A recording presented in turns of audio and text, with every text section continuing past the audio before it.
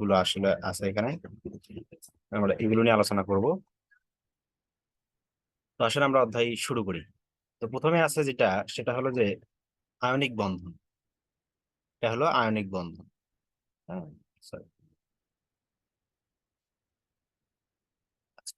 তো আয়নিক বন্ধনের শুরুতেই এই কথাগুলো আসলে এমনি সাধারণ কথা বলা হয়েছে। তো সংজ্ঞা দেখেন কি বলছে, যে দুটি বিপরীত ধর্মী পরমাণুর মধ্যে ইলেকট্রন আদান প্রদানের মাধ্যমে যে রাসায়নিক বন্ধন গঠিত হয় তাকে আসলে কি বলে, আয়নিক বন্ধন বা তড়িৎদ্বন্দ্বী বন্ধন বলে। তাহলে আয়নিক বন্ধনের শর্ত কি বলছে, দুটি তড়িৎ ভিন্ন তড়িৎ ধর্মী। ভিন্ন তড়িৎ ধর্মী মানে আমি যদি একটু বোঝার চেষ্টা করি, তাহলে দেখেন যে ভিন্ন তড়িৎ ধর্মী বলেছে যে একটা হয় পজিটিভ হবে, একটা হয় কি হবে, নেগেটিভ হবে। দেখেন কখনো কখনো এরা কি হবে না, দুটাই পজিটিভ কিংবা দুটাই নেগেটিভ হবে না, অবশ্যই এরা দুজন কি হবে, ভিন্ন তড়িৎধর্মী হবে। অর্থাৎ কেউ যদি ধাতু হয় আর একজন কি হবে, অধাতু, তাই না? তার মানে ধাতু এবং অধাতুর মধ্যে যে আসলে বন্ধন তাকে আমরা কি বলছি, আণবিক বন্ধন। তো এখানে দেখেন যে একাধিক পরমাণু ইলেকট্রন ত্যাগ করে বা গ্রহণের মাধ্যমে বিপরীতধর্মী আয়নে পরিণত হওয়ার পর তারা যে স্থির বৈদ্যুতিক আকর্ষণ বলের দ্বারা আবদ্ধ হয় তাকে আসলে কি বলে, আয়নিক বন্ধন বলে। তো এটা আসলে সংজ্ঞা আসে, হ্যাঁ। তো আয়নিক বন্ধনের এটা যদি সংজ্ঞা হয়ে থাকে, তাহলে আমাদের কোশ্চেন কিভাবে আসবে? কোশ্চেন যেটা আসবে সেটা হলো যে আয়নিক বন্ধন গঠন প্রণালী ব্যাখ্যা করতে হবে। বাকি কথাগুলো এখানে আছে, দেখে নিন, এগুলো আপনারা জানেন সেই ক্লাস 9-10 থেকে পড়া। তো এখন আমরা পড়বো আসলে আণবিক বন্ধনের গঠন প্রণালী কিভাবে গঠন করে, তো সেটা একটু দেখার চেষ্টা করি। সাধারণভাবে যদি আমি দেখি এখানে কি বলা আছে, দেখেন পর্যায় সারণীতে বিদ্যমান ইলেকট্রোপজিটিভ। ইলেকট্রোপজিটিভ মানে কি, যারা ইলেকট্রন দান করে আসলে পজিটিভ আয়নে পরিণত হয়, এদেরকে বলা হয় আসলে ইলেকট্রোপজিটিভ। মানে যারা ইলেকট্রন দান করতে পারে, হ্যাঁ, যারা ইলেকট্রন গ্রহণ করে তাদেরকে বলা হয় ইলেকট্রোনেগেটিভ। যারা ইলেকট্রন দান করে, দান করার প্রবণতা থাকে, তাদেরকে বলা হয় ইলেকট্রোপজিটিভ। তো ইলেকট্রোপজিটিভ মৌল, এটা গ্রুপ বোঝাচ্ছে, গ্রুপে 1 2 3, এরা ধাতব মৌল আমরা সবাই জানি। আবার বলছে ইলেকট্রোনেগেটিভ মৌল গ্রুপ 15 16 17 অধাতব মৌল, এটাও আমরা জানি। পরস্পর যুক্ত হয়ে যে আয়নিক বন্ধন গঠন করে, ইলেকট্রোপজিটিভ মৌলগুলো যোজ্যতা স্তরে অর্থাৎ সর্বশেষ শক্তি স্তরে, যোজ্যতা স্তরে কম সংখ্যক ইলেকট্রন থাকে, সবাই জানি। আবার যার ফলে এরা খুব সহজে কি করে, ইলেকট্রন দান করে নিকটস্থ নিষ্ক্রিয় গ্যাসের কাঠামো লাভ করে, তাই না? আবার দেখেন অন্যদিকে ইলেকট্রোনেগেটিভ মৌল যেগুলো আছে, এরা যে যোজ্যতা স্তরে অর্থাৎ সর্বশেষ শক্তি স্তর, এটাকে আমরা যোজ্যতা স্তর বলে থাকি। তো সর্বশেষ শক্তি স্তরে ইলেকট্রন কটা থাকে, 7টা 8টা 9টা এরকম থাকতে পারে অশোক সম্প্রসারণের ক্ষেত্রে, সেটা আমরা আলাদা হিসেব। তো সাধারণত 6টা যদি আমরা বলি, যে গ্রুপ 15 16 17, 6টা 7টা এবং 5টা 6টা 7টা থাকে, হ্যাঁ। তো এরা কি করে, এরা যেহেতু ইলেকট্রোনেগেটিভ মৌল, তার মানে এরা কি করবে, ইলেকট্রন বর্জন করবে না স্বাভাবিকভাবে। ইলেকট্রোপজিটিভ মৌলগুলো যে ইলেকট্রন গুলো বর্জন করে, ইলেকট্রোনেগেটিভ মৌলগুলো ঠিক সেই ইলেকট্রন গুলো কি করে, গ্রহণ করে। এবং গ্রহণ করে এরাও নিকটস্থ নিষ্ক্রিয় গ্যাসের কাঠামো অর্জন করে, তাই না? তো এভাবে আসলে দেখেন স্থিতিশীল, এবং যারা আসলে অনেক কি হয়ে থাকে স্থিতিশীল, কেননা এরা নিকটস্থ নিষ্ক্রিয় গ্যাসের কাঠামো অর্জন করতেছে, বেশি স্থিতিশীল হচ্ছে। এবং আয়নগুলো পরস্পর বিপরীতধর্মী হওয়ায়, আসলে এরা কি করে, পরস্পর প্রতি আকর্ষণ সৃষ্টি করে, ঠিক আছে, আকর্ষণ ফিল করে। যার ফলে এইভাবে মাধ্যমে আমরা কি গঠন করে, আসলে আয়নিক বন্ধন গুলো গঠন করে থাকে। তো স্পেসিফিক কিছু আমরা উদাহরণ যদি দেখার চেষ্টা করি যে আসলে আয়নিক বন্ধন জিনিসটা কি, মানে কিভাবে গঠন করে, যদি আমাকে কোশ্চেন থাকে যে ক্যালসিয়াম অক্সাইড, যেমন এখানে বলা হয়েছে যে ক্যালসিয়াম অক্সাইডের আয়নিক বন্ধন গঠন ব্যাখ্যা করো, তাই না? যদি ক্যালসিয়াম অক্সাইডের আয়নিক বন্ধন গঠন ব্যাখ্যা করতে হয়, তাহলে কিভাবে ব্যাখ্যা করতে হবে, তারা দেখেন ক্যালসিয়াম একটি ধাতু, আমরা সকলে জানি। এখানে দেখেন ক্যালসিয়ামের ইলেকট্রন বিন্যাস স্বাভাবিকভাবে সর্বশেষ শক্তি স্তর, যোজ্যতা স্তরে কয়টি ইলেকট্রন আছে, 2টি ইলেকট্রন। এবং একটি 2টি ইলেকট্রন থাকলে কি করা যায়, ইলেকট্রন ত্যাগ করতে পারে। আবার অক্সিজেনের ইলেকট্রন বিন্যাসে দেখা যাচ্ছে যে সর্বশেষ শক্তি স্তর, এই যে 2s2p, সর্বশেষ শক্তি স্তরে কয়টি ইলেকট্রন আছে, 6টি ইলেকট্রন আছে, তাই না? তো 6টি ইলেকট্রন তাহলে এরা কি করবে, ইলেকট্রন ইলেকট্রন গ্রহণ করবে। ইলেকট্রন গ্রহণ করে এর নিকটস্থ নিষ্ক্রিয় গ্যাসের কাঠামো, নিয়নের কাঠামো অর্জন করবে। ক্যালসিয়াম তার নিকটস্থ নিষ্ক্রিয় গ্যাসের কাঠামো, আর্গনের কাঠামো অর্জন করবে, তাই না? আচ্ছা, তাহলে এখন দেখেন একটি ক্যালসিয়াম পরমাণু যখন একটি অক্সিজেন পরমাণুর সাথে রাসায়নিক বিক্রিয়ায় অংশগ্রহণ করে তখন কি ঘটে, ক্যালসিয়াম পরমাণুটি তার সর্ববহিস্থ স্তরে 2টি ইলেকট্রন তথা ফোরেস, ফোরেসে যে কয়টা ইলেকট্রন আছে, 2টি ইলেকট্রন, এই 2টি ইলেকট্রন কি কি করবে, সে ত্যাগ করবে। ত্যাগ করে নিকটস্থ নিষ্ক্রিয় গ্যাস কাঠামো কার অর্জন করবে, হুবহু আর্গনের মতো অর্জন করবে, তাই না? তো হুবহু আর্গনের মতো অর্জন করলে এবং নিষ্ক্রিয় গ্যাসের কাঠামো যখন অর্জন করলে, সে আসলে এই যে ক্যালসিয়াম আয়ন, এই যে ক্যালসিয়াম 2+ আয়ন, এ আসলে কি হয়ে গেল, বেশি স্থিতিশীল হয়ে গেল, এর অষ্টক পূর্ণ হয়ে গেল। আবার অন্যদিকে অক্সিজেন পরমাণুটা কি করবে, এই যে আমাদের ক্যালসিয়াম যে দুটি ইলেকট্রন ত্যাগ করলো, সেই দুটি ইলেকট্রন আসলে কে গ্রহণ করবে? অক্সিজেন অবশ্যই গ্রহণ করবে, কেননা অক্সিজেনের 6টি ইলেকট্রন আছে। অষ্টক পূরণ করতে গেলে আর কয়টি ইলেকট্রন দরকার হয়? দুটি ইলেকট্রন দরকার। আবার ক্যালসিয়াম যে দুটি ইলেকট্রন ত্যাগ করলো, সেটা আসলে কে গ্রহণ করলো? অক্সিজেন গ্রহণ করলো। অক্সিজেন গ্রহণ করে অক্সিজেনের অষ্টক পূর্ণ হয়ে গেল। অষ্টক পূর্ণ হওয়ার পরে সে তার নিকটস্থ নিষ্ক্রিয় গ্যাস কে বলেন দেখি? নিয়ন, তাই না? অক্সিজেনের 8, নিয়নের কত? 10। সে তার নিকটস্থ নিষ্ক্রিয় গ্যাস নিয়নের কাঠামো অর্জন করলো। ফলে এখানে অক্সিজেনও কি হয়ে গেল? অক্সিজেনের অষ্টক পূর্ণ হয়ে গেল এবং অক্সিজেন আসলে স্থিতিশীল হয়ে গেল। এবং দেখেন এখানে অক্সিজেনকে স্থিতিশীল দেওয়া হয়েছে O2। কেন? কেননা এই ইলেকট্রন ত্যাগ করেছে। তাহলে পরিশেষে এই যে ক্যালসিয়াম আয়ন অর্থাৎ ক্যাটায়ন এবং অক্সিজেন আয়ন পরস্পর স্থির বৈদ্যুতিক আকর্ষণ বলের মাধ্যমে কি করবে? যুক্ত হয়ে আসলে ক্যালসিয়াম অক্সাইড আয়নিক বন্ধন গঠন করবে বা আয়নিক যৌগ গঠন করবে। এটাই হলো মূল কথা। আশা করি বোঝা গেছে। এখন দেখেন এই যে, সরি,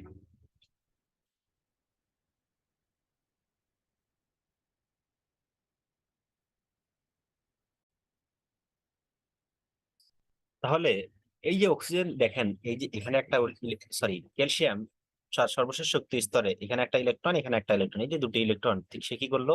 ত্যাগ করলো। ত্যাগ করলে সেই ইলেকট্রনটা কে গ্রহণ করলো? অক্সিজেন গ্রহণ করলো। অক্সিজেন গ্রহণ করে এই যে দেখেন ক্যালসিয়ামের সর্বশেষ শক্তি স্তরে এখন ইলেকট্রন সংখ্যা করা, দেখেন দিকে এখানে দুইটা, এখানে দুইটা, এখানে দুইটা, এখানে দুইটা, এই যে 8টা ইলেকট্রন হয়ে গেল। এই আসলে নিউনের কাঠামো আর্গনের কাঠামো অর্জন করলো এবং অক্সিজেন সেই ইলেকট্রন গ্রহণ করে আসলে নিউনের কাঠামো অর্জন করলো। এখানে চার্জ হয়ে গেল ক্যালসিয়াম 2+, এখানে অক্সিজেন 2+। এইভাবে আসলে এরা স্থিরতড়িৎ বৈদ্যুতিক আকর্ষণ বলের মাধ্যমে ক্যালসিয়াম অক্সাইড যৌগ গঠন করলো। এটা হলো আয়নিক বন্ধন গঠনের কৌশল বা ক্রিয়া। ঠিক আছে, কৌশল এটাই। এরপরে আসেন যে, যদি আমাকে বলা হয় ম্যাগনেসিয়াম একইভাবে ম্যাগনেসিয়াম ক্লোরাইড কিভাবে গঠন করে, ঠিক সেম প্রসেস দেওয়া আছে। ম্যাগনেসিয়াম ক্লোরাইড কি করে? ম্যাগনেসিয়াম ক্লোরাইডের ক্ষেত্রে দেখেন ম্যাগনেসিয়াম ইলেকট্রন বিন্যাস এরকম, তার শক্তি স্তরে কটা ইলেকট্রন আছে? দুটি ইলেকট্রন আছে। তো এই দুটি ইলেকট্রন সে ত্যাগ করবে। ত্যাগ করে কি কিরকম হবে? ম্যাগনেসিয়াম 2+, তাই না? এবং ফ্লোরিনের সর্বশেষ শক্তি স্তরে কটা ইলেকট্রন আছে? 7টি ইলেকট্রন আছে। মানে নিকটস্থ নিষ্ক্রিয় গ্যাসের কাঠামো অর্জন করতে তার কয়টি ইলেকট্রন দরকার? একটি ইলেকট্রন দরকার। তার মানে ফ্লোরিন একটি ইলেকট্রন গ্রহণ করবে। ফ্লোরিন একটি ইলেকট্রন গ্রহণ করে কি হবে? অর্থাৎ এফ মাইনাস হয়ে যাবে, তাই না?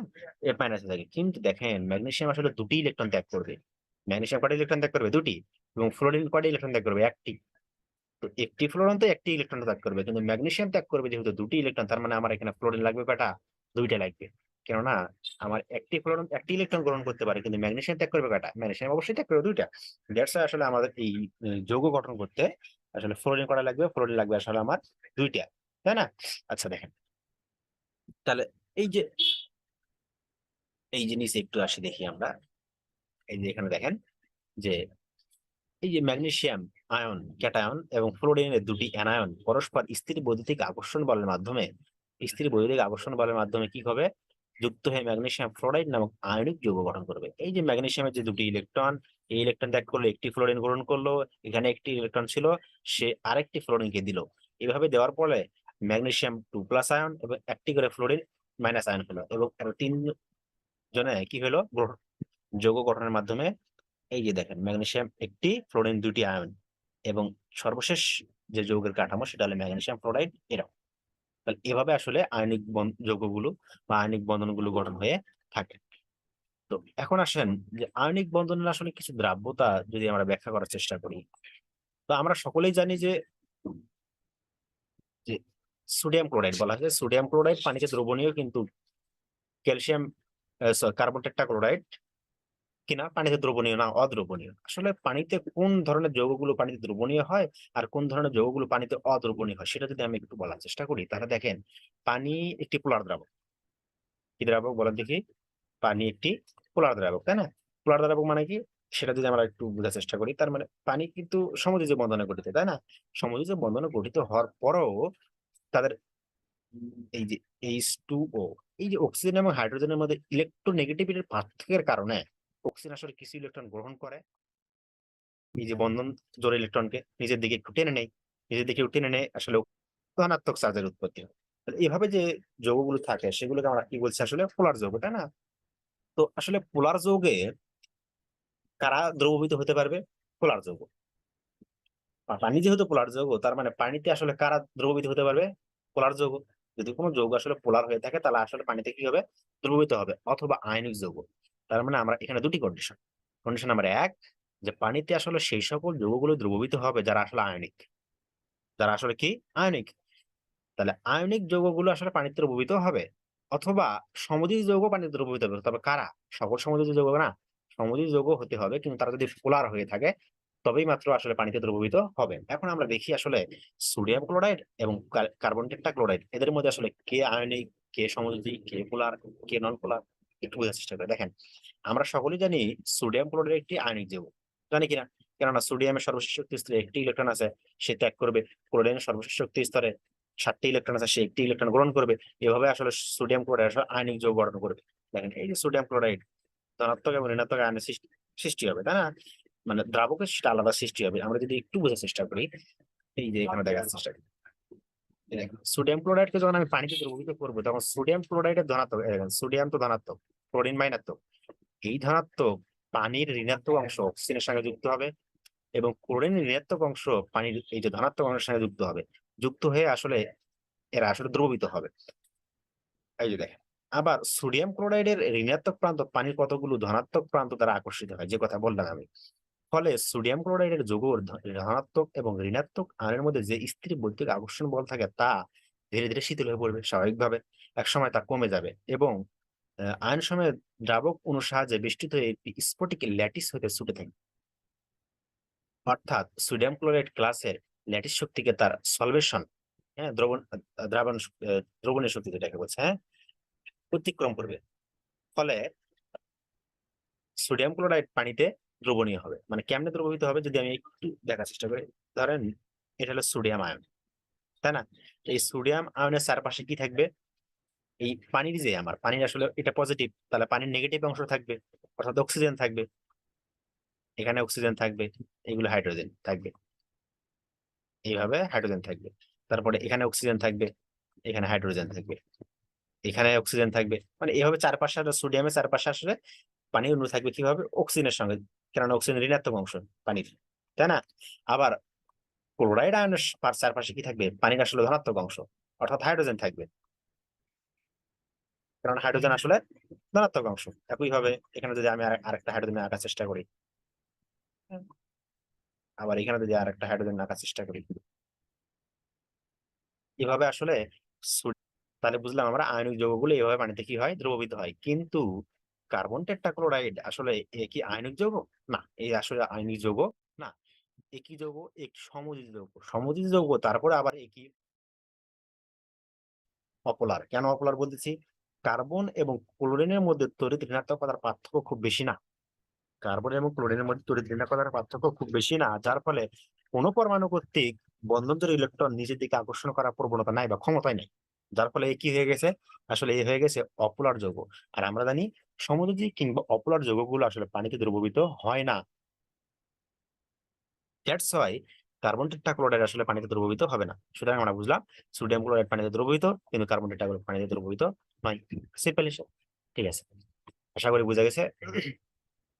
নেক্সট কোশ্চেন আসি আমরা। নেক্সট কোশ্চেন বলছে, দেখেন যে নেক্সট কোশ্চেন যাওয়ার আগে আসলে আপনাকে আমি একটু পোলার আয়ন জিনিসটা বোঝার চেষ্টা করি। পোলার আয়ন জিনিসটা কি? তো পোলার আয়ন মানে হলো যে আয়নিক যৌগে কোনো পরমাণু কর্তৃক, মানে ক্যাটায়ন কর্তৃক ঋণাত্মকের ইলেকট্রন মেঘকে আসলে বিকৃত করার যে প্রবণতা, এটা আসলে পোলার আয়ন। দেখেন আমরা যদি আয়নিক যৌগের কথা বলি, কিছুক্ষণ আগে আমরা বললাম এটা আমার ক্যাটায়ন, এটা আমার অ্যানায়ন, এভাবে আসলে আয়নিক যৌগ গঠিত হয়েছে, তাই না? আসলে গঠিত হোক। তাহলে দেখেন আমি যদি এই ক্যাটনের কথা বলি, এর নিউক্লিয়াসের যতগুলো প্রোটন আছে বা নিউক্লিয়ার চার্জ আছে, তা আসলে তার বাইরের ইলেকট্রন অপেক্ষা অবশ্যই কম। কেন? একটু বোঝার চেষ্টা করেন। ধরেন সোডিয়াম, তো সোডিয়াম ক্যাটায়ন, সোডিয়ামের আসলে বর্তমানে ইলেকট্রন কয়টি বলেন দেখি? 10টি। প্রোটন কয়টি? 11টি, তাই না? কারণ সে তো একটি ইলেকট্রন ত্যাগ করেছে। দেখো নিউক্লিয়ার কার্যকরে নিউক্লিয়ার চার্জের পরিমাণ কিন্তু বেশি, মানে পজিটিভ চার্জের পরিমাণ এখানে বেশি। আবার যদি এখানে আমি যদি এই যৌগটাকে, মানে এই অ্যানায়নটাকে যদি আমি ক্লোরিন কল্পনা করি, তাহলে ক্লোরিন যদি আমি কল্পনা করি তাহলে কি হবে দেখেন। ক্লোরিন একটি ইলেকট্রন গ্রহণ করেছে, তো এ ছিল আগে 17, এখন হয়ে গেছে কত? ছিল 17, এখন হয়ে গেছে আসলে 18টি ইলেকট্রন, তাই না? এবং এর প্রোটনের সংখ্যা কত? প্রোটন সংখ্যা তো পরিবর্তন হয়নি, 17 আছে। তাহলে দেখেন এই যে যখন যৌগ গঠন করবে তখন কি করবে? আমার সবারই তো নিউক্লিয়াস এবং এই নিউক্লিয়াস পরস্পরকে তো বিকর্ষণ করবেই, কেননা এও পজিটিভ পরস্পরকে এরা কি করবে, বিকর্ষণ করবে। আবার এই নিউক্লিয়ার যে চার্জ আছে, এই প্রোটন দ্বারা এই ক্যাটায়নের, অর্থাৎ সোডিয়াম হোক, যে কোনো ক্যাটায়ন হতে পারে, এই ক্যাটায়নের বাইরে যে শক্তি স্তর যে ইলেকট্রন একে আকর্ষণ করবে, অবশ্যই আকর্ষণ করবে। এবং অ্যানায়নের নিউক্লিয়াস বাইরে যে ইলেকট্রন গুলো আছে এগুলোকে কি করবে, সে আকর্ষণ করবে। এইভাবে আসলে আকর্ষণ বেশি হবে, এবং এখানে বাইরের শক্তি স্তর যে ইলেকট্রন তাতে আকর্ষণ কম হবে নিউক্লিয়াস কর্তৃক ক্যাটায়নের বাইরের শক্তি স্তরে ইলেকট্রনের আকর্ষণ বল বেশি, এবং নিউক্লিয়াস কর্তৃক অ্যানায়নের বাইরের শক্তি স্তরে আকর্ষণ বল কম। কেন কম আর কেন বেশি? দেখেন, কিছুক্ষণ আগেই আমি বললাম যে আসলে প্রোটন সংখ্যা যদি বেশি হয় তাহলে এ, ক্ষমতা বেশি হবে না? যার চার্জের পরিমাণ বেশি তার আকর্ষণ ক্ষমতা অবশ্যই বেশি। দেখেন, এর পজিটিভ চার্জ কয়টা? 11টা। এবং এর পজিটিভ চার্জ কয়টা? 10টা। নেগেটিভ চার্জ 10টা। এবং দেখেন, এখানে কিন্তু যখন একটি ইলেকট্রন ত্যাগ করছে তখন কিন্তু এর আকার ছোট হয়ে গেছে।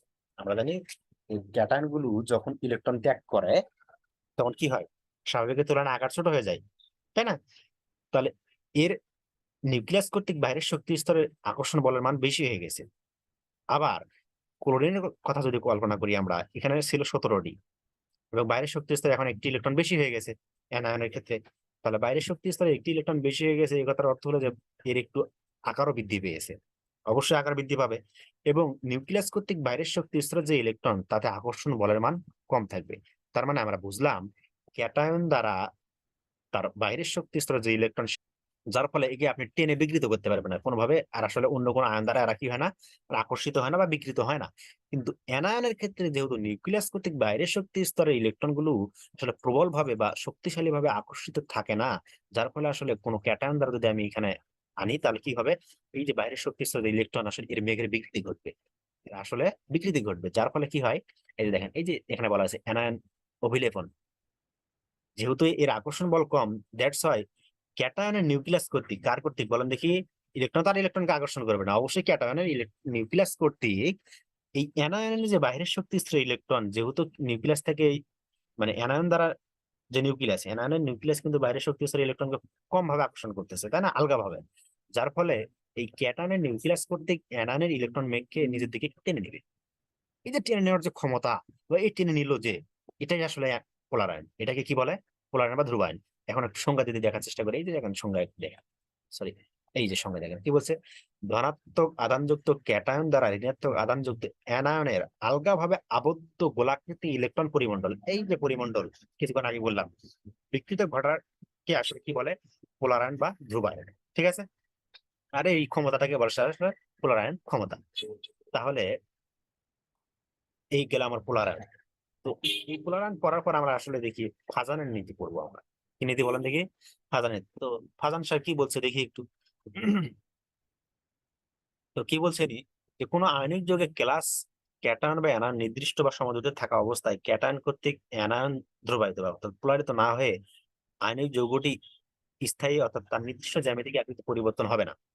মানে ক্যাটায়ন যদি, কোনো ক্যাটায়ন, ধরেন যে এটা একটি ক্যাটায়ন, এটা একটি অ্যানায়ন, অবশ্যই অ্যানায়ন বড় হবে।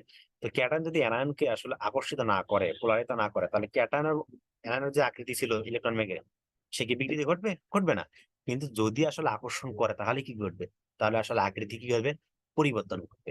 এবং আকৃতি পরিবর্তন ঘটলে, আমি একটু দেখার চেষ্টা করি, ধরেন এই যে সোডিয়াম, এই যে ইলেকট্রন মেঘ এটা, এবং ক্লোরিনের ইলেকট্রন মেঘ ধরেন এটা, তাই না? তো যখন এ তো ইলেকট্রন দান করছিল, তাই না? তো ইলেকট্রন দান করার ফলে কি হয়ে গেছে, এরা আয়নিক যৌগ হয়ে গেছে। কিন্তু যখন আসলে এ এর ইলেকট্রনকে একে নিজের দিকে আকর্ষণ করতেছে, তখন কি হয়, শেষ সমযোজী বৈশিষ্ট্য প্রকাশ পাচ্ছে। কেন? আমরা জানি সমযোজী বৈশিষ্ট্যের ক্ষেত্রে, সমযোজী যৌগের ক্ষেত্রে কি হয়, দুটি পরমাণু ইলেকট্রন শেয়ার করে। তাহলে যেহেতু এর ইলেকট্রন মেঘকে একটু নিজের দিকে আকর্ষণ করতেছে, তখন কি হইলো, সমযোজী হইলো না।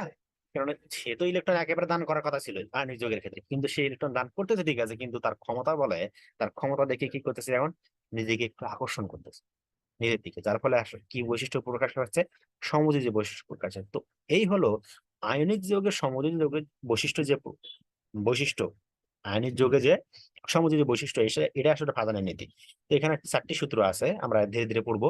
তো প্রথম সূত্র আমরা দেখি, প্রথম সূত্র কি বলছে, ক্যাটায়নের আকার যদি ছোট হয়, ক্যাটায়নের আকার ছোট হয় এবং অ্যানায়নের আকার বড় হলে আয়নিক যৌগের ধ্রুবায়নের মাত্রা বৃদ্ধি পায়। ফলে আয়নিক যৌগটি আয়নিক প্রকৃতি হ্রাস পেয়ে সমযোজী প্রকৃতি বৃদ্ধি পায়। কেন? একটু দেখার চেষ্টা করি। তো ক্যাটায়নের আকার যত ছোট হবে নিউক্লিয়াস কর্তৃক এই ক্যাটায়নের বাইরের শক্তি স্তর ইলেকট্রনকে তত প্রবলভাবে আকর্ষণ করবে অবশ্যই। এবং অ্যানায়নের আকার যত বড় হবে অ্যানায়নের নিউক্লিয়াস কর্তৃক বাইরের শক্তি স্তর ইলেকট্রনকে তত আলগাভাবে আকর্ষণ করবে, মানে দুর্বল ভাবে। যার ফলে এই ক্যাটায়নের নিউক্লিয়াস কর্তৃক অ্যানায়নের যে বাইরের শক্তি স্তরের ইলেকট্রন একে আসলে আকর্ষণ করার প্রবণতা বেশি পাবে।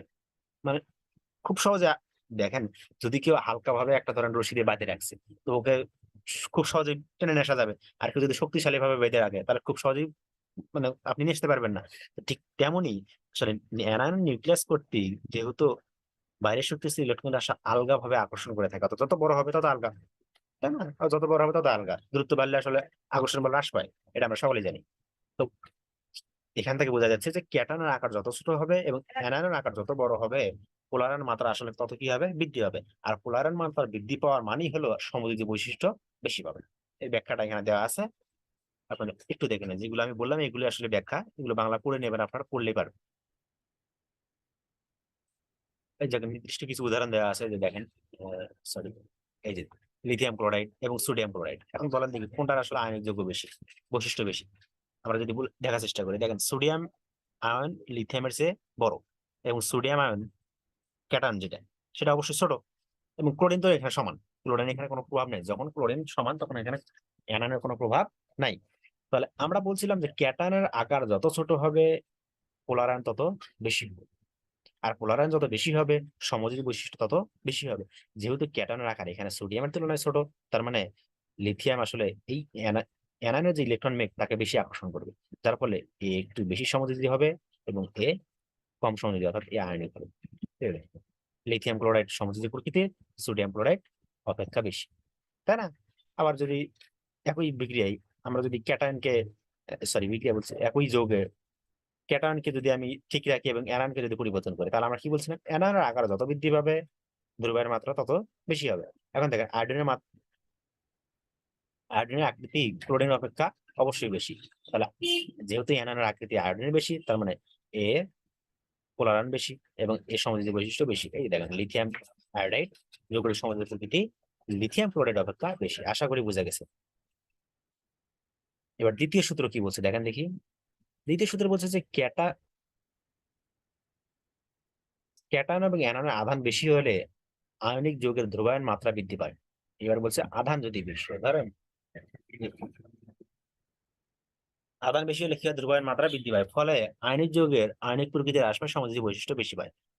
আমি যদি কিছু উদাহরণ দেখার চেষ্টা করি, এই যে দেখেন অ্যালুমিনিয়াম ক্লোরাইড এবং ম্যাগনেসিয়াম ক্লোরাইড, তো দেখেন এরা কিন্তু একই পর্যায়ের মৌল। অ্যালুমিনিয়াম এবং ম্যাগনেসিয়াম ক্যাটায়ন, অ্যালুমিনিয়াম এবং ম্যাগনেসিয়াম কি পর্যায়ের মৌল, একই পর্যায়ের মৌল। কিন্তু অ্যালুমিনিয়ামের চার্জ কত, 3+, ম্যাগনেসিয়ামের চার্জ কত, 2+। এখন দেখেন চার্জ একই পর্যায়ে বাম থেকে যদি আপনি ডানে যান তাহলে কি হয়, আকার অবশ্যই ছোট হবে 100%। তো চার্জ বেশি হলে আকার ছোট হবে নাকি বড় হবে, অবশ্যই ছোট হবে। তো যতই ছোট হবে দেখেন এখানে কি ক্যাটায়নের আকার অ্যালুমিনিয়াম এবং ম্যাগনেসিয়ামের মধ্যে আমি আকারের কথা কল্পনা করি, কার বেশি, ম্যাগনেসিয়াম বড়, অ্যালুমিনিয়াম তার চেয়ে ছোট।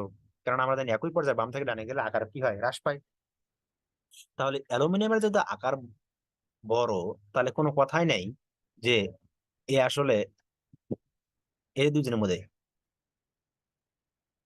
সরি অ্যালুমিনিয়াম আকার বড় না, অ্যালুমিনিয়াম আকার ছোট, ম্যাগনেসিয়ামের আকার বড়। কারণ ম্যাগনেসিয়াম আগে, ম্যাগনেসিয়াম আসলে 2 নম্বর গ্রুপ আর অ্যালুমিনিয়াম 13 নম্বর মূল, তাই না? তো ম্যাগনেসিয়াম যেহেতু আকার বড়, তার মানে এ আসলে পোলারের মাত্রা কম। অ্যালুমিনিয়ামের যেহেতু আকার ছোট, তার মানে এর পোলারের মাত্রা বেশি। তাহলে খুব সহজেই আমরা বুঝতে পারলাম যে অ্যালুমিনিয়াম ক্লোরাইড বেশি সমযোজী ম্যাগনেসিয়াম ক্লোরাইড অপেক্ষা। এই যে দেখেন, অ্যালুমিনিয়াম ক্লোরাইড সমযোজী প্রকৃতির ম্যাগনেসিয়াম ক্লোরাইড অপেক্ষা। বোঝা গেছে? আবার তৃতীয় সূত্র কি বলছে, তৃতীয় সূত্র যদি আমি দেখি যে সর্ববহিস্থ স্তরে 18 ইলেকট্রন বিশিষ্ট ক্যাটায়নের ধ্রুবায়ন ক্ষমতা একই আকার এবং একই আধানযুক্ত সর্ববহিস্থ স্তরে 8টি ইলেকট্রন বিশিষ্ট ধ্রুবায়ন মাত্রা অপেক্ষা বেশি। কেন, একটু দেখার চেষ্টা করি। দেখেন সর্ববহিস্থ স্তরে যে 18টি ইলেকট্রন বিশিষ্ট মৌল, এরা আসলে ডি অরবিটাল, অবশ্যই ডি অরবিটাল থাকে, তাছাড়া 18টা অরবিটাল হবে, 18টা ইলেকট্রন হবে না। ডি অরবিটালে ইলেকট্রনিক আবরণী sp_d অপেক্ষা তুলনামূলকভাবে কম হয়। ক্যাটায়নটি কার্যকরী নিউক্লিয়ার আধান আসলে কি হয়, বৃদ্ধি পায় আসলে। এই যে আবরণী প্রভাব যদি আমি বলার চেষ্টা করি, আবরণী প্রভাব জিনিসটা আমার যে, আমি আরেকটা ডিম এখানে ডি অরবিটাল আছে, তো দেখ আছে না, তো এই ইলেকট্রন গুলোকে আসলে বাধা প্রদান করে। এই বাইরের শক্তি স্তর থেকে নিউক্লিয়াসের যে আকর্ষণ, এই ইলেকট্রন গুলোকে কি করে, বাধা প্রদান করে। তো এটাকে আমরা বলছি আবরণী প্রভাব। কি বলছি? আবরণী প্রভাব। তো আবরণী প্রভাবের ফলে এই ডি অরবিটালে যে ইলেকট্রন নিউক্লিয়াস করতে তার আসলে কি হবে, আকর্ষণ বল কম হবে। তো এই যদি আকর্ষণ বল কম হয়, তার মানে নিউক্লিয়াস চার্জ কিন্তু আরো বৃদ্ধি পেয়ে গেছে। দেখেন বাইরের শক্তি স্তরে তো এই যে চার্জ ছিল সেটা তো আর এখানে কাজ করতেছে না, তখন এই নিউক্লিয়ার চার্জ বৃদ্ধি পাওয়ার ফলে এ আসলে আরেকজনের ইলেকট্রনকে নিজের দিকে আকর্ষণ করার প্রবণতা আরো বেশি হবে। বোঝা গেছে? যার ফলে বলছে যে 18টি ইলেকট্রন বিশিষ্ট কোন পরমাণু তার কি হয়, আবরণীয় প্রভাব ডি অরবিটাল কম হওয়ার কারণে আসলে সে আসলে আরো বেশি ধ্রুবায়ন ক্ষমতা বেশি হয়। যেমন আমরা যদি উদাহরণ দেখার চেষ্টা করি, এই যে এখানে দেখেন, সরি, এই যে কপার আর ক্লোরাইড এবং সোডিয়াম এবং ক্লোরিন। তো আয়নিক যৌগের সমযোজিত বৈশিষ্ট্য প্রকৃতির ক্রম হলো কেমন? কপারের বেশি। কেন কপারের বেশি? কপারে দেখেন ইলেকট্রন বিন্যাস সর্বশেষ শক্তি স্তরে এই যে এরকম, এবং সোডিয়ামের তো আমরা জানি কেমন, এই যে এটা। তাহলে এখানে ডি অরবিটাল থাকায় আসলে এর আবরণী প্রভাব কম, এবং সে কি করবে, অ্যানায়নের ইলেকট্রন মেঘকে নিজের দিকে আকর্ষণ আসলে বেশি করবে নিউক্লিয়াস করতে। যার ফলে কপার ক্লোরাইড কি হবে, কপার আসলে কপারের দ্বারা যে যৌগগুলো গঠন হবে সেগুলো আসলে অধিক সমযোজী প্রকৃতির, এবং সোডিয়াম দ্বারা আসলে কি হবে, কম সমযোজী প্রকৃতির, এবং এগুলো হবে আয়নিক যৌগ। হ্যাঁ, লাস্ট সূত্র, 4th নাম্বার সূত্র দেখেন কি বলছে এখানে,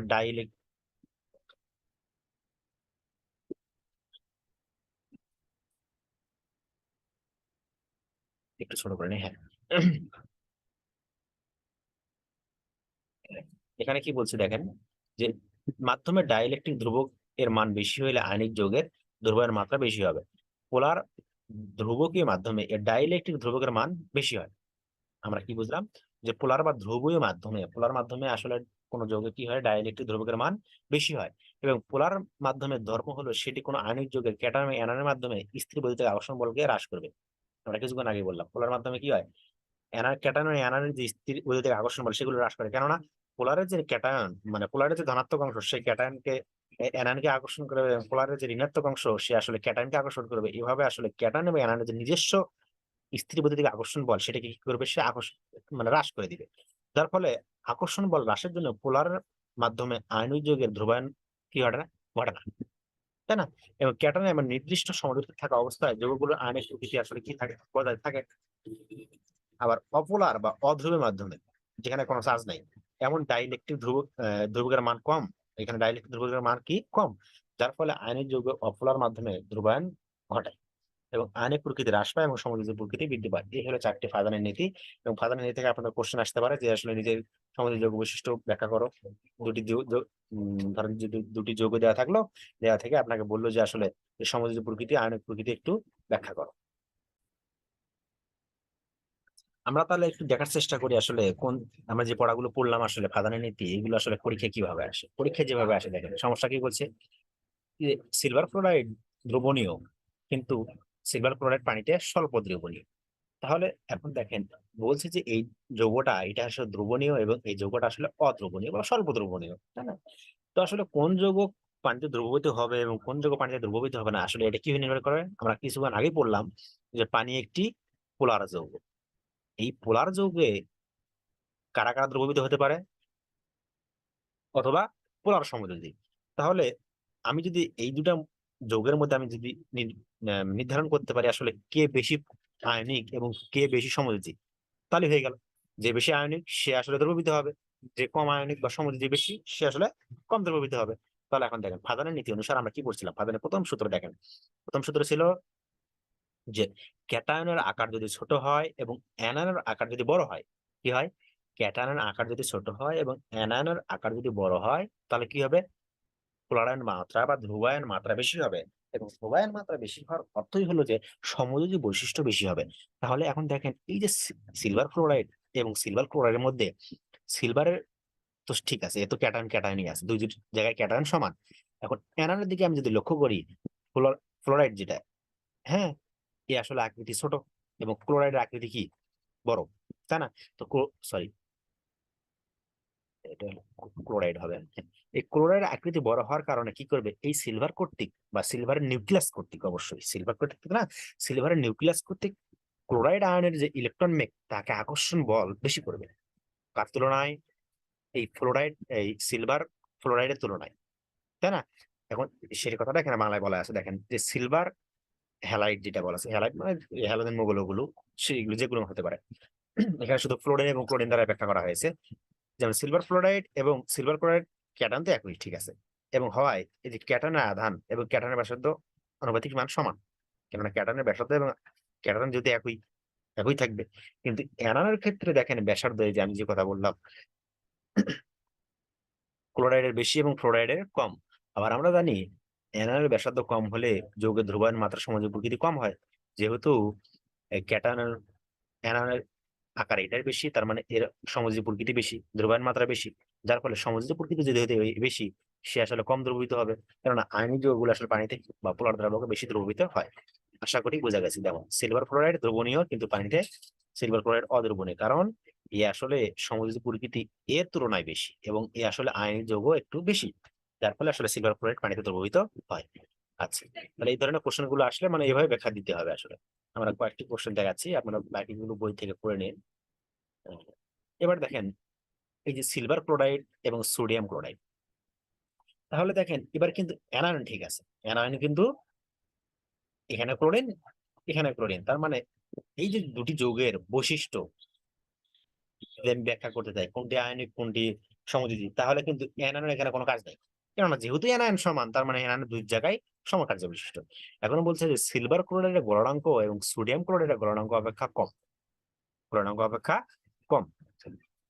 তাহলে এখন দেখেন গলনাঙ্ক যদি কথা বলি, তাহলে আমরা জানি যে আমরা জানি যে আণবিক যৌগগুলো, আয়নিক যৌগের গলনাঙ্ক এবং স্ফুটনাঙ্ক বেশি হয়ে থাকে সমযোজী প্রকৃতি অপেক্ষা, কেননা আয়নিক যৌগের যে বন্ধন সেগুলো আসলে স্থির আকর্ষণ বল আসলে বেশি, যার ফলে এদের আকর্ষণ বল বেশি হওয়ার কারণে এদের আসলে গলনাঙ্কটাও বেশি, এবং সমযোজী যৌগগুলো আকর্ষণ বল কম হওয়ার কারণে আসলে এরা কি থাকে, এরা সহজেই তাপমাত্রা দিলে তাপ দিলে সহজেই আসলে গলে যায়, মানে এদের গলনাঙ্ক কম।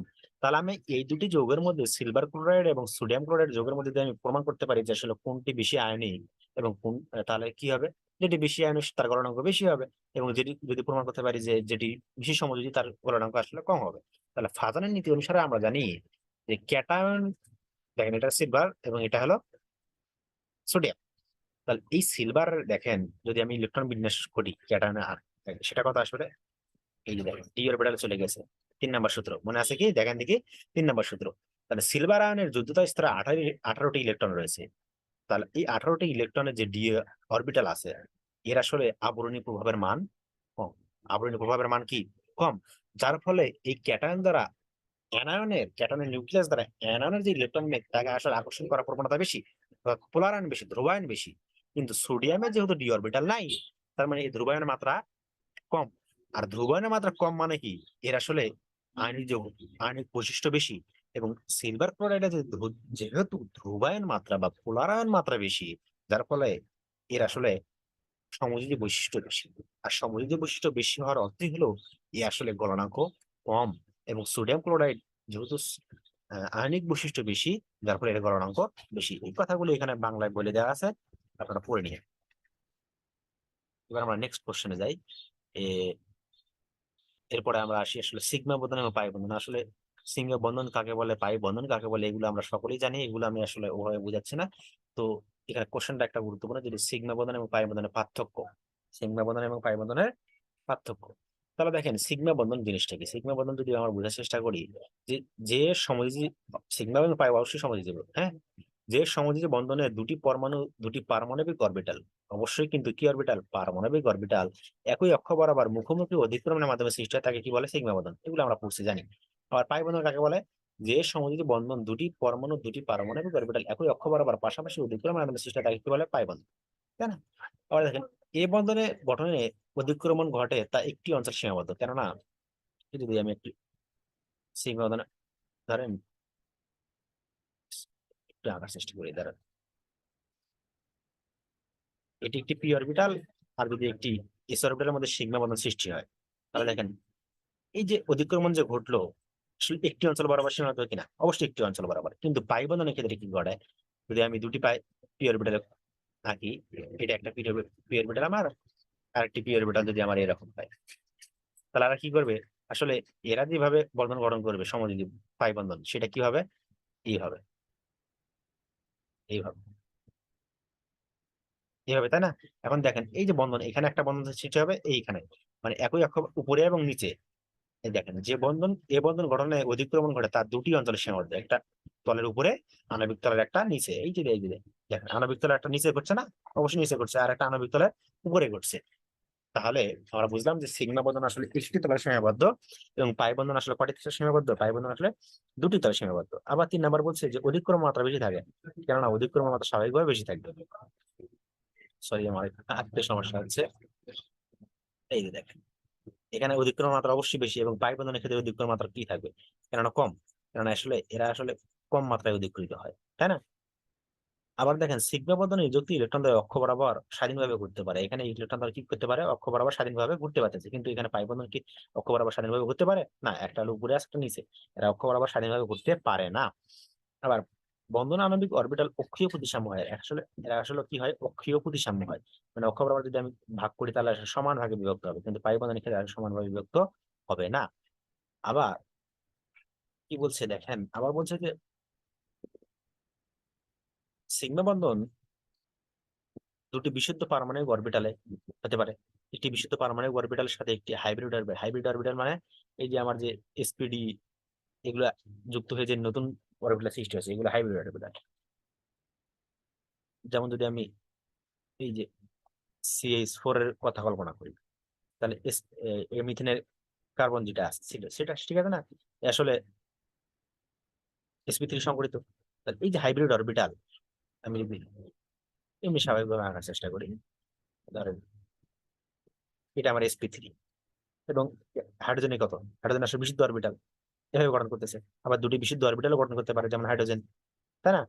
এভাবে আসলে বিভিন্ন অরবিটাল গঠন করে, আবার দুটি হাইব্রিড অরবিটাল গঠন করতে পারে। কিন্তু বাই বন্ধনের ক্ষেত্রে শুধু PXX কিংবা PYY কিংবা PZZ উদ্দীপকের মাধ্যমে আসলে বন্ধন গঠন সম্ভব, তাই না? আবার বলছে এ, এবং মনে রাখতে হবে পাই বন্ধনে কিন্তু কোনো হাইব্রিড অরবিটাল গঠন করবে না, কেবল অসংকরিত অরবিটাল গুলি আসলে পাই বন্ধন গঠন করতে পারে, কোনো সংকরিত অরবিটাল কিন্তু পাই বন্ধন গঠন করবে না।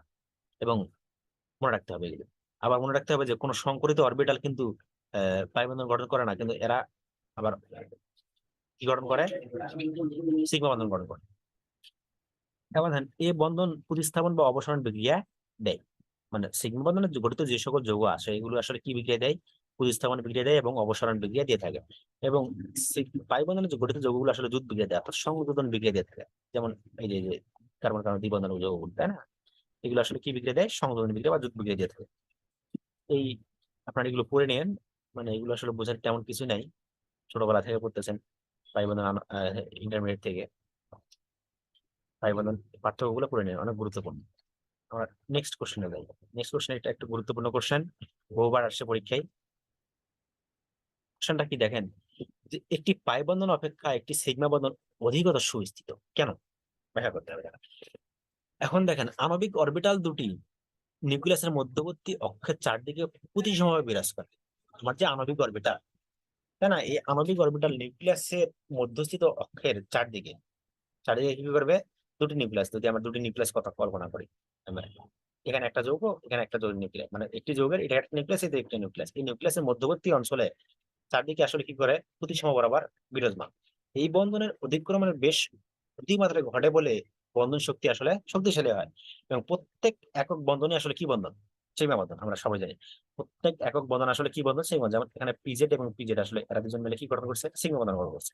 যেমন হাইড্রোজেন অণু মধ্যকার একক বন্ধন, সেটা হাইড্রোজেন হতে পারে, যেমন হাইড্রোজেন ওয়ান এস অরবিটাল, এই ওয়ান এস অরবিটাল গঠন করে কি করবে, সিগমা বন্ধন গঠন করে। কিন্তু পাই বন্ধনের ক্ষেত্রে দেখেন, পি অরবিটাল যদি বলি, চার্জ ঘনত্ব আসলে সব দিকে সমান থাকে না, পি অরবিটাল গুলো চার্জ ঘনত্ব কি সব দিকে সমান না।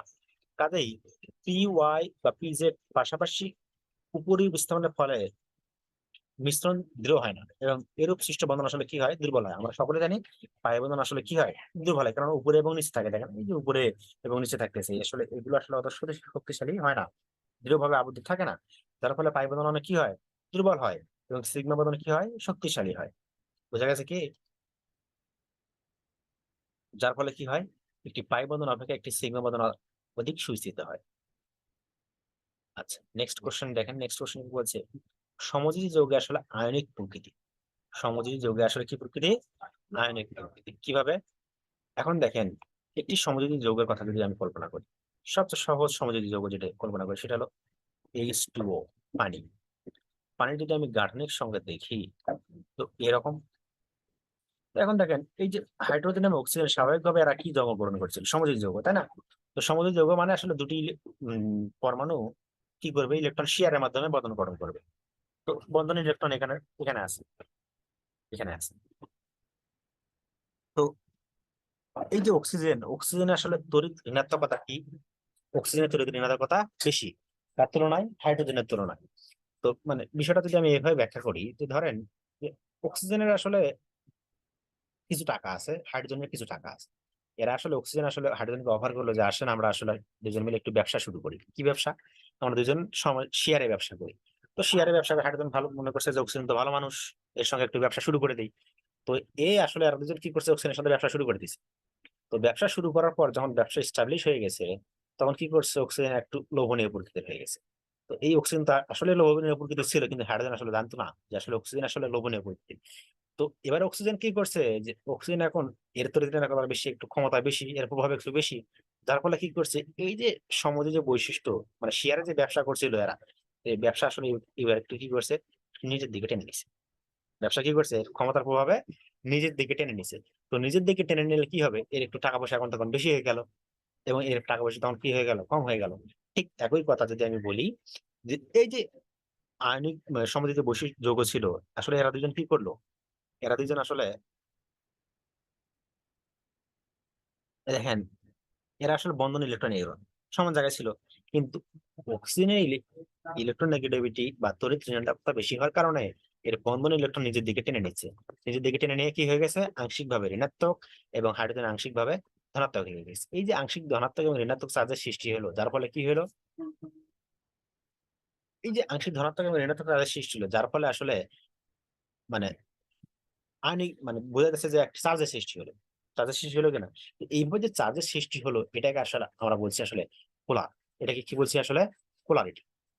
এই যে দেখেন, পোলার সমাজী বন্ধন, এটাকে আমরা আসলে কি বলছি, পোলার সমাজী বন্ধন। বোঝা গেছে কি, যে তড়িৎ পার্থক্যের কারণে উভয় পরমাণুর মধ্যবর্তী ইলেকট্রন কি করে, ইলেকট্রোনেগেটিভ পদার্থের মধ্যে দিকে একটু সরে যায়। যেহেতু ইলেকট্রোনেগেটিভ বেশি, তার মানে এইদিকে একটু সরে গেছে, ফলে আংশিক ঋণাত্মক এবং অপরটি হচ্ছে আংশিক ধনাত্মক সৃষ্টি হয়েছে।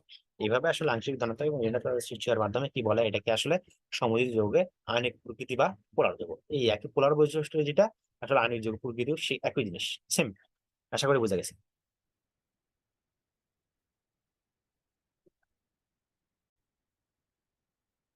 আমরা সর্বশেষ যেটি নিয়ে আলোচনা করবো সেটি হলো যে হাইড্রোজেন বন্ধন।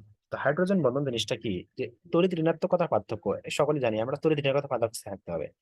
হাইড্রোজেন বন্ধন দ্বারা গঠন করবে তাদের অণুগুলোর মধ্যে আসলে এই যে পরমাণু, এই দেখেন হাইড্রোজেন এবং অক্সিজেন, এদের মধ্যে আসলে তড়িৎ ঋণাত্মকতার পার্থক্য থাকতে হবে, এবং এরা আসলে হাইড্রোজেন বন্ধন গঠন করবে কিভাবে। দেখেন, প্রথমত বলা হয়েছে যে অক্সিজেনের তড়িৎ ঋণাত্মকতা বা ইলেকট্রোনেগেটিভিটি সালফার অপেক্ষা বেশি। মানে আমি যদি হাইড্রোজেন বন্ধন আমরা সকলেই জানি, আমি যেটা বোঝার চেষ্টা করছি সেটা হলো যে তাপমাত্রায়, সাধারণ তাপমাত্রায় পানি তরল, কিন্তু হাইড্রোজেন হাইড্রোজেন সালফাইড গ্যাসীয়। কেন? এর প্রভাব হলো হাইড্রোজেন বন্ধন, এবং হাইড্রোজেন বন্ধন ব্যাখ্যা করতেছি আমরা কিভাবে হয়। স্বাভাবিকভাবে অক্সিজেনের তড়িৎ ঋণাত্মকতা সালফারের তড়িৎ ঋণাত্মকতা অপেক্ষা বেশি।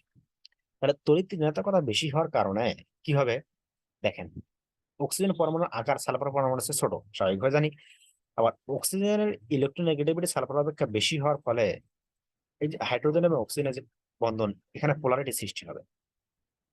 আমরা কিছুক্ষণ আগে ব্যাখ্যা করলাম, কিন্তু হাইড্রোজেন এবং সালফারের বন্ধনের ক্ষেত্রে পোলারিটি সৃষ্টি হবে না। কেন? কেননা আসলে এখানে সালফার এবং হাইড্রোজেনের তড়িৎ ঋণাত্মকতার পার্থক্য খুব বেশি না।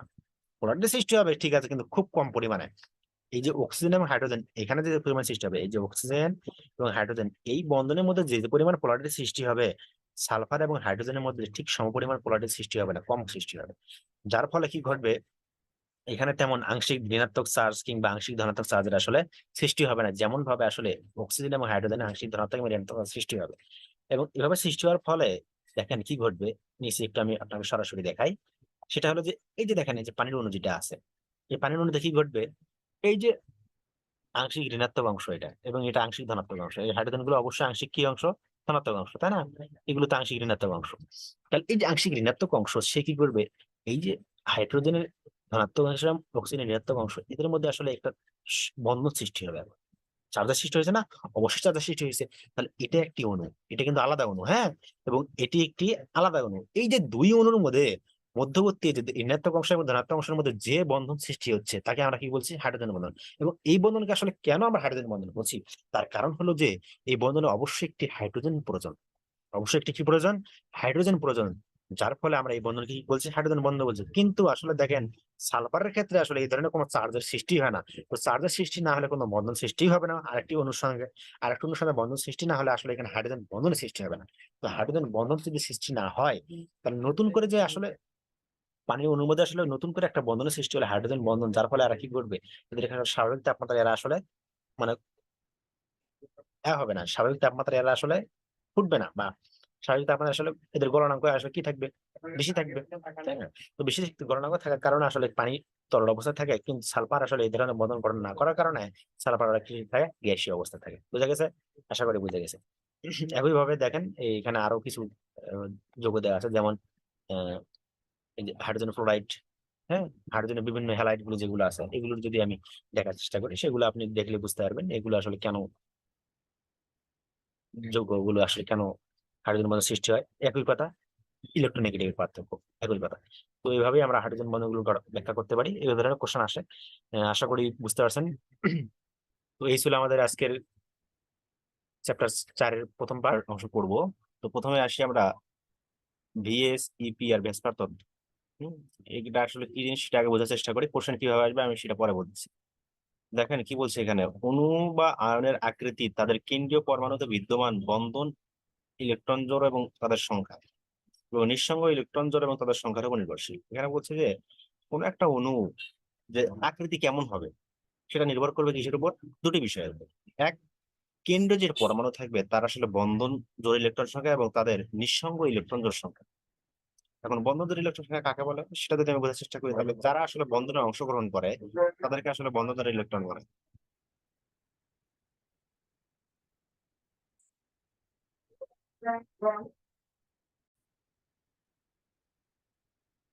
তাহলে বন্ধন জোড় ইলেকট্রন কি বললাম, যে যারা আসলে বন্ধনে অংশগ্রহণ করে তাদেরকে আমরা বলছি বন্ধন জোড় ইলেকট্রন, এবং যে সকল ইলেকট্রন আসলে বন্ধনে অংশগ্রহণ করে না তাদেরকে আমরা বলছি নিঃসঙ্গ ইলেকট্রন, হ্যাঁ, বা লন পেয়ার ইলেকট্রন, আর এটা হলো বন্ড পেয়ার ইলেকট্রন।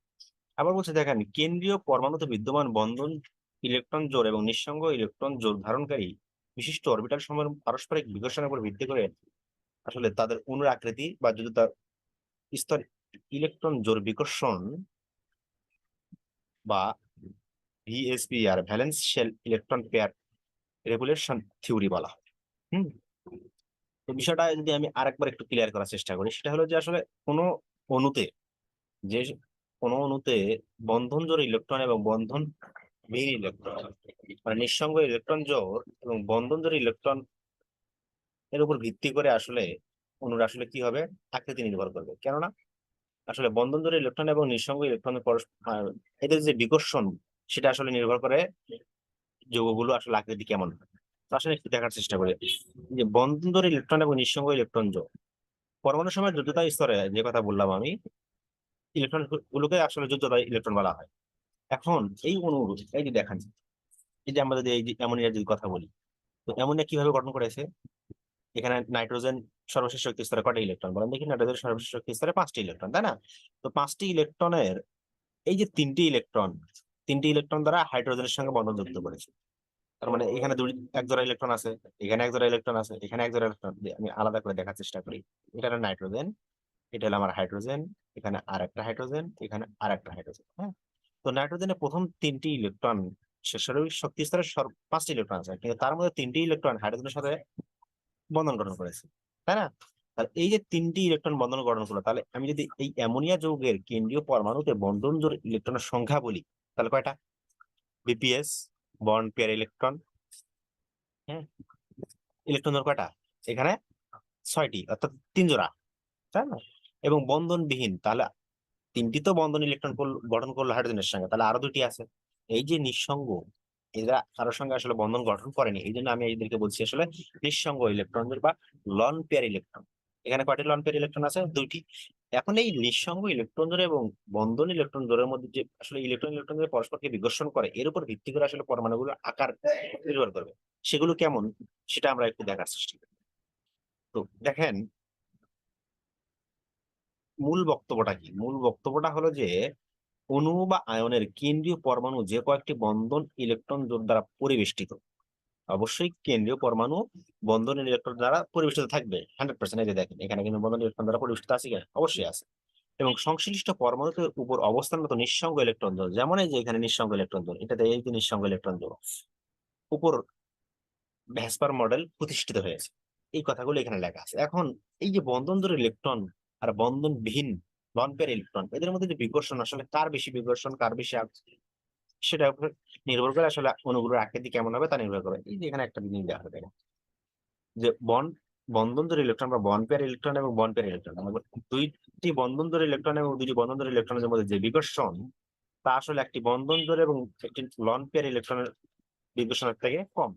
আবার লন পেয়ার ইলেকট্রন বিকর্ষণ সবচেয়ে বেশি। মনে রাখতে হবে, লন পেয়ার এবং লন পেয়ার ইলেকট্রন জোড় সবচেয়ে বেশি বিকর্ষিত হবে।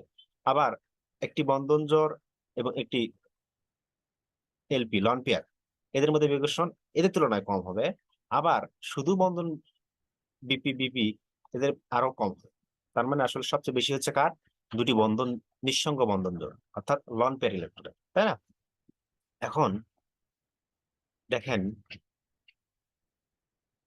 এখানে কিছু তথ্য আছে। কোশ্চেন এভাবে কোশ্চেন আসতে পারে যে আহ, এই তথ্যের স্বীকার্য সমূহ লেখো।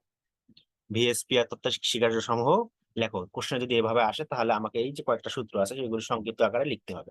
দেখেন এখানে কয়েকটি স্বীকার্য দিচ্ছে। প্রথম স্বীকার্য কি বলছে? কোন সমযোজী অণু বা আয়নের আকৃতি ওই অণু বা আয়নের কেন্দ্রীয় পরমাণু যোজ্যতা স্তরে মোট ইলেকট্রন জোড়ের সংখ্যা, অর্থাৎ বন্ধন ইলেকট্রন জোড় এবং নিঃসঙ্গ ইলেকট্রন জোড়ের মোট সংখ্যার স্থিতিক সংখ্যার উপর নির্ভর করে। যেমন দেখেন, সমস্ত ইলেকট্রনকে পরস্পরকে বিকর্ষণ করে স্বাভাবিকভাবে। একটি, যদি এটা আমার পরমাণু হয়, তার সর্বশেষ শক্তি স্তর ধরলাম এটা। তো এই শক্তি স্তরে যতগুলো ইলেকট্রন আছে তারা কি পরস্পরকে বিকর্ষণ করবে না? অবশ্যই বিকর্ষণ করবে। কেন? এরা সবাই সমধর্মী চার্জ, আর আমরা জানি সমধর্মী চার্জ সময় কি করে? পরস্পরকে বিকর্ষণ করে। ঠিক আছে, তাহলে এখন এই যে বিকর্ষণ করলো, কেন্দ্রীয় পরমাণু যোজ্যতা স্তরে শুধুমাত্র বন্ধন ইলেকট্রন জোড়ের সংখ্যা কি হতে পারে? 2 হতে পারে, 3 হতে পারে, 4 হতে পারে, হ্যাঁ এরকম ভাবে হতে পারে। এখন এগুলো আসলে বন্ধন ইলেকট্রন জোড় সংখ্যার উপর নির্ভর করবে আসলে আকৃতি হবে কেমন। দেখেন, যদি সর্বশেষ শক্তি স্তর, অর্থাৎ অবশ্যই কেন্দ্রীয় পরমাণু সর্বশেষ শক্তি স্তরে যদি বন্ধন জোড় ইলেকট্রন সংখ্যা আসলে কত হয়? 2টি হয়। 2 জোড়া থাকে, তাহলে কি হবে? এরা আসলে রৈখিক হবে। মূল আকৃতি কেমন হবে? রৈখিক হবে। যদি 3টি হয় তাহলে কি হবে? ত্রিকোণীয় সমতলীয়। কি হবে? ত্রিকোণীয় সমতলীয়। 4টি হলে হবে চতুস্থলকীয়। 5টি হলে হবে ত্রিকোণীয় পিরামিডীয়, দ্বিপিরামিডীয়। 6টি হলে হবে অষ্টতলীয়। এবং 7টি হলে হবে পঞ্চকোণীয় দ্বিপিরামিডীয়। এই বিষয়টা একটু মুখস্থ রাখতে হবে, হ্যাঁ, যে কত ইলেকট্রন থাকলে কত কিরকম আকৃতি হয়, এদের বন্ধন কোন কিরকম হয়, এগুলো আমাকে একটু মুখস্থ রাখতে হবে কষ্ট করে। এখন দেখেন, এরপর 2 নাম্বার স্বীকার্য কি বলছে? 2 নাম্বার স্বীকার্য যেটা বলছে সেটা হলো যে নিঃসঙ্গ ইলেকট্রন জোড় একটি বন্ধন ইলেকট্রন জোড়ের তুলনায় কেন্দ্রীয় পরমাণুদের অধিক নিকটবর্তী। অবশ্যই নিকটবর্তী। কেন? দেখেন, আমি যদি 2টি পরমাণুর কথা কল্পনা করি, ধরলাম এটা একটা পরমাণু, আমি নাম দিলাম না কোনো, এমনি বলতেছি এটি একটি পরমাণু। তো এদের যে মধ্যে যে বন্ধন আছে, অবশ্যই এই বন্ধন ধরে ইলেকট্রন কোথায় আছে? এই 2 পরমাণু মাঝামাঝি, ঠিক না? এই 2 পরমাণুর মাঝামাঝি আছে। কিন্তু নিঃসঙ্গ ইলেকট্রন জোড় কি এই 2 পরমাণু মাঝামাঝি আছে? কেবল একটি পরমাণুতে আছে। ধরেন যে এটা আমার কেন্দ্রীয় পরমাণু, তো এটা যদি আমার কেন্দ্রীয় পরমাণু হয়, তাহলে এই কেন্দ্রীয় পরমাণুর নিঃসঙ্গ ইলেকট্রন তো শুধু এক এর উপর ভিত্তি করে আছে, তাই না? শুধু একে কেন্দ্র করে ঘুরতেছে। কিন্তু এই যে বন্ধন ধরে ইলেকট্রন, এটা আসলে কাদের মধ্যে আছে? এই পরমাণুর মধ্যে আছে, এই পরমাণুর মধ্যে আছে। তাহলে বোঝা যাচ্ছে যে বন্ধন ধরে ইলেকট্রন অবশ্যই লন পেয়ার ইলেকট্রন থেকে, পরমাণু থেকে অবশ্যই কোথায় আছে? দূরে আছে। মানে লন পেয়ার ইলেকট্রন বন্ধ যেন কেন্দ্রীয় পরমাণুর সবচেয়ে কাছে থাকে, এবং বন্ধন ধরে ইলেকট্রন কোথায় থাকে? একটু দূরে থাকে। সে কথাটা এখানে বলা হয়েছে। তারপরে দেখেন, কিন্তু বন্ধন জোড় ইলেকট্রন দুটি পরমাণু নিউক্লিয়াস দ্বারা অপেক্ষিত দৃঢ়ভাবে আকর্ষিত হয়। কি হচ্ছে? বন্ধন জোড় 2টি ইলেকট্রন পরমাণু নিউক্লিয়াস দ্বারা অপেক্ষাকৃত দৃঢ়ভাবে আকর্ষিত। কেন? দেখেন এই যে বন্ধনের ইলেকট্রন কে কে আকর্ষণ করছে, এ আকর্ষণ করছে, এ আকর্ষণ করতেছে, তাই না? কিন্তু শুধু এটা একজন আকর্ষণ করছে। তার মানে আমরা বুঝলাম যে এই যে যে কথা আমি আগেই বলছিলাম, কিছুক্ষণ আগে দেখালাম যে নিঃসঙ্গ ইলেকট্রন জোন সবচেয়ে বিকর্ষণ কি করবে, বেশি করবে, এবং নিঃসঙ্গ ইলেকট্রন জোন বন্ধন ইলেকট্রন জোন সবচেয়ে কম করবে, তার চেয়ে কম করবে, এবং সবচেয়ে যেটা কম করবে সেটা হলো বন্ড পেয়ার ইলেকট্রন, তাই না? এবার 3 নম্বর শিকার যে দেখেন, 3 নম্বর শিকার যে কি বলছে, এই উদাহরণগুলো কিছু দেওয়া আছে, এখান থেকে আপনারা দেখে নিন।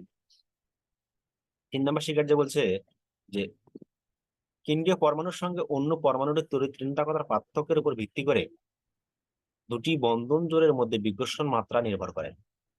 বোঝা যায়নি মনে হয়, না? আচ্ছা দেখেন কি বলছে, কেন্দ্রীয় পরমাণুর সঙ্গে অন্য পরমাণুগুলির তড়িৎ ঋণাত্মকতার পার্থক্যের উপর ভিত্তি করে আসলে মানে বিকর্ষণ নির্ভর করে কেমনে।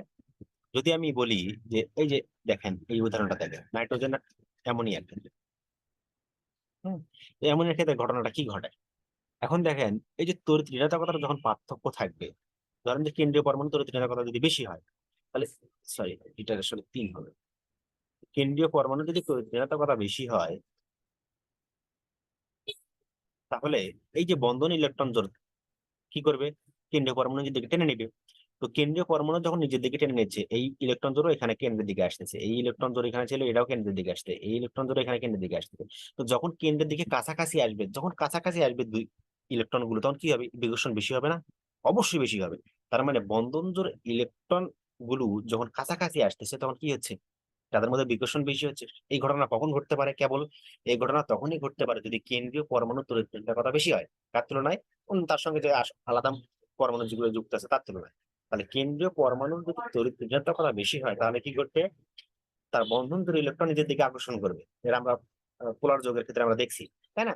তো এই যে বন্ধন জোড় ইলেকট্রন যখন নিজের দিকে আকর্ষণ করলো, তখন এর বন্ধন জোড় ইলেকট্রনের দিকে আসতেছে, এরও আসতেছে, এরও আসতেছে, তার মানে সবাই যখন কাছাকাছি আসার চেষ্টা করতেছে, আর আমরা জানি ইলেকট্রন গুলো পরস্পরকে কি করবে, বিকর্ষণ বেশি করবে, তার মানে এরা বিকর্ষণ আসলে কি করবে, বেশি করবে, তখন আসলে কি হবে, আসলে বন্ধন কোণটা তখন কি হবে, বৃদ্ধি পাবে, তাই না? বোঝা গেছে কি? আশা করি বোঝা গেছে। এবার দেখেন যদি এরকম ঘটনা ঘটে, এবার যদি কেন্দ্রীয় পরমাণু তড়িৎ ঋণাত্মকতা যদি কম হয়ে থাকে, এবার যদি এমন হয় যে ধরলাম এটা আমার কেন্দ্রীয় পরমাণু, আর অন্য আর একটা তার সঙ্গে যুক্ত আছে সেটা পরমাণু, ধরেন এইরকম, তাই না? তাহলে এটা আমার কিন্তু কেন্দ্রীয় পরমাণু, ঠিক আছে, কেন্দ্রীয়, এটা তার সঙ্গে আলাদা ভাবে যুক্ত আছে। তাহলে এবার যদি ঘটনা এরকম হয় যে আসলে কেন্দ্রীয় পরমাণু তড়িৎ ঋণাত্মকতা কম, তার সঙ্গে যারা যুক্ত আছে তাদের তড়িৎ ঋণাত্মকতা বেশি, তাহলে কি ঘটবে, তাহলে দেখেন এখন এই যে বন্ধন জোড় ইলেকট্রন কার দিকে যাবে বলেন দেখি, এর দিকে? না, কেননা এর তো তড়িৎ ঋণাত্মকতা কম, যেহেতু এর তড়িৎ ঋণাত্মকতা বেশি, ইলেকট্রন নেগেটিভিটি বেশি, তার মানে বন্ধন ইলেকট্রন জোড় এবার এদিকে, তাই না?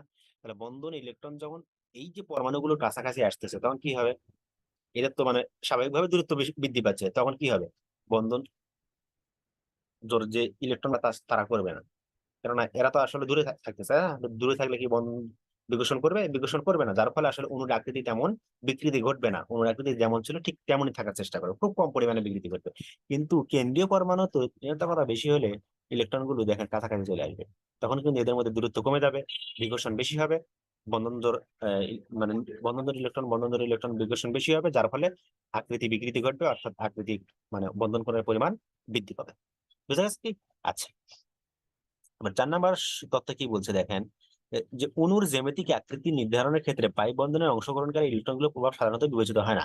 মানে পাই বন্ধনে ইলেকট্রনগুলো সাধারণত বিবেচনা করা হয় না, কিন্তু পাই বন্ধনে ইলেকট্রন মেঘ সিগমা বন্ধনের মতো যদি দুটি পরমাণু নিউক্লিয়াস দ্বারা আকৃষ্ট হয়ে না থাকে, মানে ত্রিবন্ধনের ক্ষেত্রে একটি সিগমা একটি পাই বন্ধন থাকবে বেশিরভাগ, ত্রিবন্ধনে একটি সিগমা দুটি পাই বন্ধন, একক বন্ধনে তারা অধিক স্থান অধিকার করে, তাই বহু বন্ধন বা একক বন্ধনের তুলনায় অধিক বিকর্ষণ করে। তার মানে বুঝলাম বহু বন্ধন একক বন্ধনের তুলনায় কি ঘটবে, অধিক বিকর্ষণ ঘটায়। এই বিকর্ষণ ক্রম হলো এই যে দেখেন দেখা আছে, এই যে বহু বন্ধন, মানে বহু বন্ধন বোঝাচ্ছে যে ত্রিবন্ধনের ক্ষেত্রে যদি হয়, ত্রিবন্ধনের সবচেয়ে বেশি হবে, দ্বিবন্ধনে তার চেয়ে কম হবে, অর্থাৎ যদি এরকম হয় যে দ্বিবন্ধন ত্রিবন্ধন এরকম যদি হয়, তাহলে বন্ধনগুলো আসলে বন্ধনের উপর নির্ভর করে আসলে কি করতেছে, আহ বন্ধন কোণগুলো নির্ভর করতেছে। তার মানে বহু বন্ধন থাকলে বিকর্ষণ বেশি হবে, একক বন্ধন থাকলে আসলে বিকর্ষণটা কম হবে। এই 4টি স্বীকার্য আপনারা দিতে পারেন পরীক্ষায়, এত উদাহরণগুলো দেওয়ার দরকার নাই, শুধু স্বীকার্যগুলো দিলেই মোটামুটি হয়ে যাবে। তাহলে এই ছিল আমাদের ভেসপার তত্ত্বের আসলে স্বীকার্যগুলো। তো কোশ্চেন আর একভাবে আসতে পারে, সেটা হলো যে আপনাকে বলে দিল যে এই যে যেমন এই অণুগুলো দিয়ে বলছে যে এদের আকৃতি ব্যাখ্যা করো। এদের আকৃতি ব্যাখ্যা করতে বলছে। তাহলে এখন দেখেন এদের আকৃতি ব্যাখ্যা করবো আমরা কিভাবে? ওই যে আমরা ভেসপার তত্ত্ব অনুসারে ব্যাখ্যা করবো, তাই না? তাহলে দেখেন এই যে কেন্দ্রীয় পরমাণু, এখানে কেন্দ্রীয় পরমাণু কি দেয় বলেন দেখি? এখানে কেন্দ্রীয় পরমাণু ফসফরাস, এখানে কি নাইট্রোজেন। এবং উভয় পরমাণুই দেখেন এই ফসফরাসের সর্বশেষ শক্তি স্তরে কয়টা ইলেকট্রন আছে? 5টি ইলেকট্রন। নাইট্রোজেনের সর্বশেষ শক্তি স্তরে কয়টা ইলেকট্রন আছে? 5টি ইলেকট্রন, তাই না? এখন দেখেন এরা এই যে এই যৌগটাতে এই ফসফরাস হাইড্রোজেনের সঙ্গে 3টি বন্ধনের ইলেকট্রন তৈরি করেছে এবং নাইট্রোজেন এর সঙ্গে আসলে 3টি বন্ধনের ইলেকট্রন তৈরি করেছে, তাই না? তো বন্ধনের ইলেকট্রন যখন তৈরি করলো তখন দেখেন কি ঘটনা ঘটে।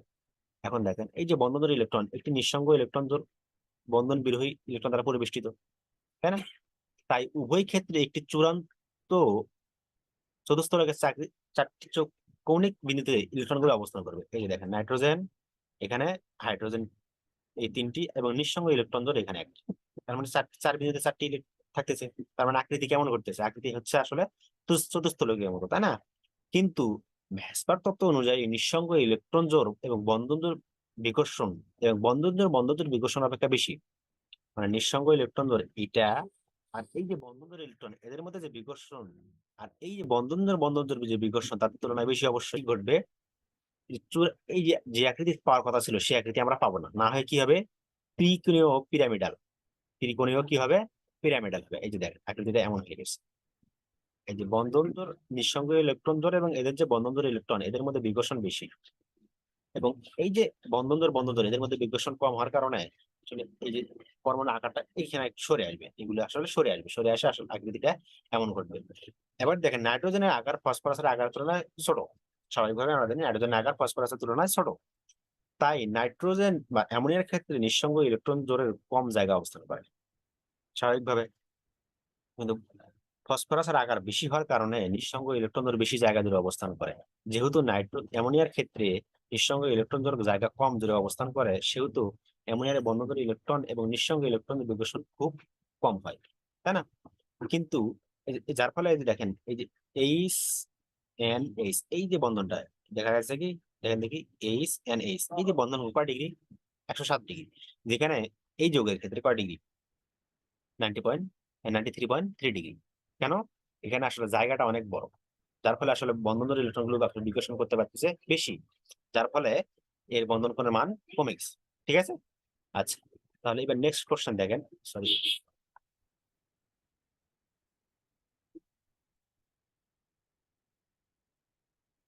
নেক্সট কোশ্চেন দেখেন এবার। এই যে অ্যামোনিয়া এবং পানির অণুর ক্ষেত্রে সেম কথা। উম, অ্যামোনিয়া পানির অণুর ক্ষেত্রে একই কথা বলা আছে। দেখেন এই যে প্রথমে আমরা যদি দেখি, অথবা আরেকটা কোশ্চেন আছে যে মিথেন, অ্যামোনিয়া, পানি, এই অণুগুলোর চতুস্থলে আকৃতি আমাদের ব্যাখ্যা করতে বলছে। তো স্বাভাবিকভাবে এই কার্বনের ক্ষেত্রে, মিথেনের ক্ষেত্রে দেখেন এর 4টি হাইড্রোজেন, এখানে বন্ধন ইলেকট্রন জোড় কয়টি?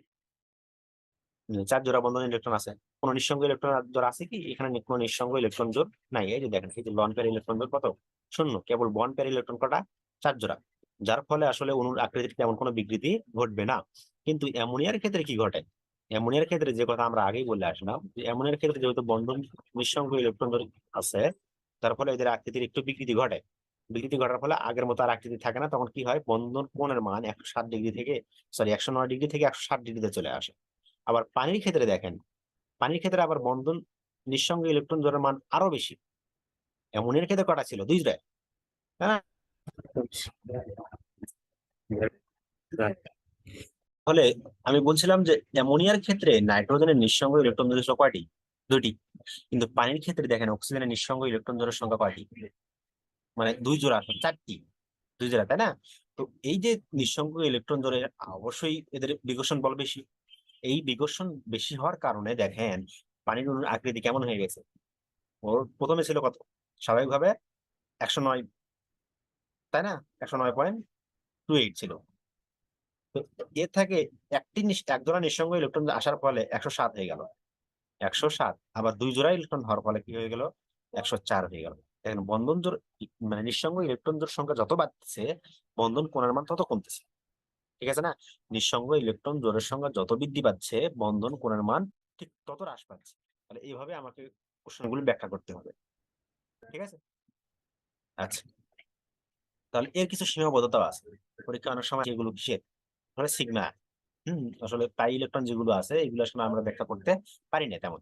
আবার অবস্থান্তর মৌলের জটিল যৌগের গঠন তত্ত্ব আমরা ব্যাখ্যা দিতে পারি না। অবস্থান্তর যেসব মৌল এগুলো আসলে জটিল যৌগ তৈরি করে আমরা সকলেই জানি, তাই না? তো এই জটিল যৌগ তত্ত্ব আমরা ব্যাখ্যা দিতে এখানে সম্ভব নয়। আবার এই তত্ত্বের সাহায্যে কিছু নোবেল গ্যাস, আদর্শ গ্যাসের গঠন প্রাপ্ত যৌগের আকৃতি ব্যাখ্যা করা যায় না। আবার সকল পোলারনের আকৃতি এই তত্ত্বের সাথে ব্যাখ্যা করা যায় না। এটা কেবলমাত্র নির্দিষ্ট কিছু যৌগের আসলে ব্যাখ্যা করা যায় এই সাহায্যে। হম আচ্ছা, তো এবার আমরা যদি নেক্সট কোশ্চেন টপিক নিয়ে আলোচনা করি, নেক্সট কোশ্চেন টপিকটা হচ্ছে V B T theory, valence bond theory, যোজ্যতা বন্ধন তত্ত্ব। তো এই যোজ্যতা বন্ধন তত্ত্বের আবিষ্কারক এই যে পলিং এবং সেল্টার। এখন মূল ভিত্তিটা কি সেটা দেখেন, যে পলিং এবং সেল্টারের যোজনী বন্ধন তত্ত্ব অনুসারে উপাদান পরমাণু পারমাণবিক অরবিটালের মধ্যে সর্বোচ্চ এবং সার্থক অধিক্রমণ সংঘটিত হয়ে সর্বাপেক্ষা দৃঢ় এবং সুস্থিত সমযোজী বন্ধন গঠনের মাধ্যমে অনুঘটিত হয়। মানে এমনি স্বাভাবিক যদি বোঝার চেষ্টা করি আমি, ধরেন এই যে একটু উদাহরণ দেওয়ার চেষ্টা করি আমি, দাঁড়ান, তাহলে আপনাদের বুঝতে একটু সুবিধা হবে। এই সরাসরি যদি আমি উদাহরণ আনি তাহলে দেখেন, আমি একটু বোঝার চেষ্টা করি। দেখেন এই যে হাইড্রোক্লোরিক অ্যাসিড, এর আমি বন্ধন গঠন ব্যাখ্যা করবো কার সাহায্যে? ভি বি টি থিওরি, মানে ভ্যালেন্স বন্ড থিওরির সাহায্যে। মানে বিষয়টা এমন যে এখানে অন্য কোনো ঘটনা ঘটবে না, সরাসরি পারমাণবিক অরবিটালে আসলে অধিক্রমণ ঘটবে। কোনো আণবিক অরবিটাল সৃষ্টি হবে না, কোনো সংকর অরবিটাল সৃষ্টি হবে না, সরাসরি পারমাণবিক অরবিটাল আসলে অতিক্রম করে মানে এই বন্ধনগুলো ঘটে থাকে। ওই জন্য আসলে আমরা কি বলি? Balance bond theory. মানে এই যে যোজ্যতা স্তর যে পারমাণবিক অরবিটাল গুলো ছিল এগুলো সরাসরি আসলে অতিক্রমণ ঘটিয়ে এই বন্ধনটা গঠন করে। দেখেন যেমন এই যে হাইড্রোক্লোরিক অ্যাসিডের ক্ষেত্রে হাইড্রোজেন পরমাণুর ইলেকট্রন বিন্যাস আমরা এই যে দেখেন 1s2 1s1। আবার ক্লোরিনের পরমাণুর ইলেকট্রন বিন্যাসে দেখা যাচ্ছে এই যে এটা। তাহলে এখন এই যে নিঃসঙ্গ ইলেকট্রন জোড়, দেখেন আমরা কি জানি যে বন্ধন কারা অংশগ্রহণ করে? বন্ধনে আসলে কারা অংশগ্রহণ করবে? যে সকল অরবিটালে নিঃসঙ্গ ইলেকট্রন কারা থাকবে, মানে সিঙ্গেল ইলেকট্রন যেগুলি থাকবে। যেমন এই যে px1 মানে 3px কটা ইলেকট্রন আছে? একটি ইলেকট্রন। এই কেবল বন্ধনে অংশগ্রহণ, এই অরবিটালটি কেবল কিসে অংশগ্রহণ করবে? বন্ধনে অংশগ্রহণ করবে। কার সঙ্গে? এর সঙ্গে। বোঝা গেছে কি? মানে কেবল যারা নিঃসঙ্গ একটি থাকে তারাই কেবল কিসে অংশগ্রহণ করে? বন্ধনে অংশগ্রহণ করে। যেমন এই যে দেখেন হাইড্রোজেনের পরমাণু 1s অরবিটালে আকৃতি এমন, px অরবিটাল আকৃতি এমন, এই যে বন্ধনে ইলেকট্রন গ্রহণ করে এই সেল গঠন করলো। আবার ক্লোরিনের ক্ষেত্রে দেখেন দুটি ক্লোরিন অণু যদি কথা বলি, তাহলে এই একই কথা, পিএক্স অংশগ্রহণ করলো। এইভাবে আমার আসলে ভিভিটি থিওরি, এটা তেমন গুরুত্বপূর্ণ না আপনাদের জন্য, আহ, যদিও আসতে পারে, একটু দেখে নেবেন। তো এর সীমাবদ্ধতা অনেক সময় আসে, মানে ভিভিটি থিওরির সীমাবদ্ধতা গুলো লেখো, এটা অনেক সময় পরীক্ষায় চলে আসে। সেটা কি? যে যোজ্যতা বন্ধন তত্ত্বের সাহায্যে এই যে phosphorus pentachloride, sulphur hexafluoride, iodine heptafluoride, এগুলো যোগের কেন্দ্রীয় পরমাণুর চারিদিকে যে 8টি ইলেকট্রন বিশিষ্ট যথাক্রম পরিবার দেয়, মানে অষ্টকতা সম্প্রসারণ ঘটে। এখানে 10টি থাকে, 12টি থাকে, 14টি ইলেকট্রন থাকে। এর ঘটনা আসলে ব্যাখ্যা করা যায় না এই ভিভিটি থিওরির সাহায্যে। আসলে আমরা কি ব্যাখ্যা করতে পারি না, মানে 8টি ইলেকট্রনের বেশি ইলেকট্রন বিশিষ্ট যে সকল যৌগ, মানে এই সর্বশেষ শক্তি স্তর আছে, অর্থাৎ কেন্দ্রীয় পরমাণু চারদিকে, মানে বন্ধন ইলেকট্রন গুলো যদি 8টির বেশি হয়ে থাকে সেক্ষেত্রে আমরা কি করতে পারি না, এই মানে এই বন্ধন গুলো ঘটে থাকে। ওই জন্য আসলে আমরা কি বলি? Balance bond theory. মানে এই যে যোজ্যতা স্তর যে পারমাণবিক অরবিটাল গুলো ছিল এগুলো সরাসরি আসলে অধিক্রমণ ঘটিয়ে এই বন্ধনটা গঠন করে। দেখেন যেমন এই যে হাইড্রোক্লোরিক অ্যাসিডের ক্ষেত্রে হাইড্রোজেন পরমাণুর ইলেকট্রন বিন্যাস আমরা এই যে দেখেন 1s1। আবার ক্লোরিনের পরমাণুর ইলেকট্রন বিন্যাসে দেখা যাচ্ছে এই যে এটা। তাহলে এখন এই যে নিঃসঙ্গ ইলেকট্রন জোড়, দেখেন আমরা কি জানি যে বন্ধন কারা অংশগ্রহণ করে? বন্ধনে আসলে কারা অংশগ্রহণ করবে? যে সকল অরবিটালে নিঃসঙ্গ ইলেকট্রন কারা থাকবে, মানে সিঙ্গেল ইলেকট্রন যেগুলি থাকবে। যেমন এই যে px1 মানে 3px কটা ইলেকট্রন আছে? একটি ইলেকট্রন। এই কেবল বন্ধনে অংশগ্রহণ, এই অরবিটালটি কেবল কিসে অংশগ্রহণ করবে? বন্ধনে অংশগ্রহণ করবে। কার সঙ্গে? এর সঙ্গে। বোঝা গেছে কি? মানে কেবল যারা নিঃসঙ্গ একটি থাকে তারাই কেবল কিসে অংশগ্রহণ করে? বন্ধনে অংশগ্রহণ করে। যেমন এই যে দেখেন হাইড্রোজেনের পরমাণু 1s অরবিটালে আকৃতি এমন, px অরবিটাল আকৃতি এমন, এই যে বন্ধনে ইলেকট্রন গ্রহণ করে এই সেল গঠন করলো। আবার ক্লোরিনের ক্ষেত্রে দেখেন দুটি ক্লোরিন অণু যদি কথা বলি, তাহলে এই একই কথা, দুটি পিএক্স অংশগ্রহণ করলো। এইভাবে আমার আসলে ভিভিটি স্থিরটি, এটা তেমন গুরুত্বপূর্ণ না আপনাদের জন্য, আহ, যদিও আসতে পারে, একটু দেখে নেবেন। তো এর সীমাবদ্ধতা অনেক সময় আসে, মানে ভিভিটি থিওরির সীমাবদ্ধতা গুলো লেখো, এটা অনেক সময় পরীক্ষায় চলে আসে। সেটা কি, যে যোজ্যতা বন্ধনতন্ত্রের সাহায্যে এই যে phosphorus pentachloride, sulphur hexafluoride, iodine heptafluoride, এগুলো যোগের কেন্দ্রীয় পরমাণুর চারিদিকে যে 8টি ইলেকট্রন বিশিষ্ট যথাক্রমে পরিবার দেয়, মানে অষ্টকতা সম্প্রসারণ ঘটে এখানে, 10টি থাকে, 12টি থাকে, 14টি ইলেকট্রন থাকে, এর গঠন আসলে ব্যাখ্যা করা যায় না। এই ভিভিটি থিওরির সাহায্যে আসলে আমরা কি ব্যাখ্যা করতে পারি না, মানে 8টি ইলেকট্রনের বেশি ইলেকট্রন বিশিষ্ট যে সকল যৌগ, মানে এই সর্বশেষ শক্তি স্তর আছে, অর্থাৎ কেন্দ্রীয় পরমাণুর চারদিকে, মানে বন্ধন ইলেকট্রন গুলো যদি 8টির বেশি হয়ে থাকে, সেক্ষেত্রে আমরা কি করতে পারি না, এই তত্ত্বের সাহায্যে আমরা ব্যাখ্যা করতে পারি না। আবার 2 নম্বর বলছে যে যোজ্যতা তত্ত্বের বন্ধন ক্রমের ধারণা দেয় না, মানে বন্ধন ক্রম সম্পর্কে কোনো ধারণা এই তত্ত্ব আমাদের কি করতে পারে না, দিতে পারে না। আবার কি বলছে, জড়িত হয়ে গেছে। তাহলে প্রথমে আমার বোঝার চেষ্টা করে মলিকুলার বা আণবিক অরবিটাল, দিন আমরা যেটা পড়ছিলাম সেটা হলো কি অরবিটাল বলেন দেখি, পারমাণবিক অরবিটাল, তাই না? পারমাণবিক অরবিটাল। কিন্তু আজকে আমরা যেটা নিয়ে আলোচনা করবো সেটা হলো আণবিক অরবিটাল। তাহলে আসেন আমরা একটু আলোচনা করি, তা আণবিক অরবিটাল জিনিসটা কি সেটা একটু বোঝার চেষ্টা করি। পরমাণুতে ইলেকট্রনের জন্য যে অরবিটাল থাকে সেগুলো পরমাণুর নিউক্লিয়াস দ্বারা নিয়ন্ত্রিত। স্বাভাবিকভাবে পরমাণুতে যেসব ইলেকট্রন থাকে সেগুলো পরমাণুর নিউক্লিয়াস দ্বারা নিয়ন্ত্রিত থাকে। কিন্তু অনুঘটিত হওয়ার পর পারমাণবিক অরবিটালের অস্তিত্ব থাকে না। মানে স্বাভাবিকভাবে পরমাণুতে কোনো পরমাণুতে, যে কোনো পরমাণুতে, পৃথিবীর যে কোনো পরমাণুতে, হাইড্রোজেন বলেন, যে এই যে পরমাণুতে যেগুলো থাকে ইলেকট্রন, এগুলো আসলে অরবিটাল থাকে। কিন্তু যখনই আসলে ধরেন যে হাইড্রোজেন একটা অণু তৈরি করলো, তখন আসলে পারমাণবিক অরবিটাল নামে আসলে এর কোনো অস্তিত্ব থাকে না। তখন কি ঘটে, তখন একটি নতুন অরবিটালের সৃষ্টি হয়, যাকে আমরা বলছি আণবিক অরবিটাল। এই আণবিক অরবিটাল, এই পারমাণবিক অরবিটালের ক্ষেত্রে যেগুলো ইলেকট্রন থাকে সেগুলো আসলে একটি পরমাণু কেন্দ্রিক। দেখেন এই হাইড্রোজেনের যে ইলেকট্রন আছে সেটা কয়টি পরমাণু কেন্দ্রিক, একটি হাইড্রোজেন পরমাণু। কিন্তু এই যে হাইড্রোজেন অণুর ক্ষেত্রে যে ইলেকট্রন গুলো আছে সেটা কি একটি হাইড্রোজেন নিয়ন্ত্রিত না, এখানে 2টি হাইড্রোজেন নিয়ন্ত্রিত করবে। এই এই যে নতুন একটি অরবিটালের সৃষ্টি হলো, এই যে ইলেকট্রন গুলো নতুন ভাবে নতুন একটি অরবিটালে নিয়ন্ত্রণ করতেছে, এটাকেই বলছি আমরা আণবিক অরবিটাল। অর্থাৎ আণবিক অরবিটাল তত্ত্বে অণু সৃষ্টির পর পরমাণুর সম্মুখে আর সক্রিয়তা বজায় থাকে না। মানে অণু সৃষ্টি হওয়ার পর এই হাইড্রোজেন আর হাইড্রোজেন নাই, মানে হাইড্রোজেন যখন অণু সৃষ্টি হলো তখন আর হাইড্রোজেনের সক্রিয়তা আর এখানে বজায় নাই। অনেক সময় পরীক্ষায় আসে আপনাদের এই যে নিচের যে কোশ্চেন দেওয়া আছে সেটা হলো যে পারমাণবিক অরবিটাল এবং আণবিক অরবিটালের মধ্যে পার্থক্য ব্যাখ্যা করো, বা মানে পার্থক্যগুলো লেখো। দেখেন পরমাণুতে বিভিন্ন শক্তি স্তরে পারমাণবিক অরবিটাল দ্বারা বোঝানো হয়। মানে পরমাণুতে বিভিন্ন শক্তি স্তর, এই যে আমাদের যেটা পরমাণু নিউক্লিয়াস হয়, এই যে শক্তি স্তর গুলো, এগুলো দ্বারা আসলে আমরা কি করি, পারমাণবিক অরবিটাল ব্যাখ্যা করি। কিন্তু পারমাণবিক অরবিটালে অধিক পরিমাণে ফলে আসলে আণবিক অরবিটাল সৃষ্টি হয়।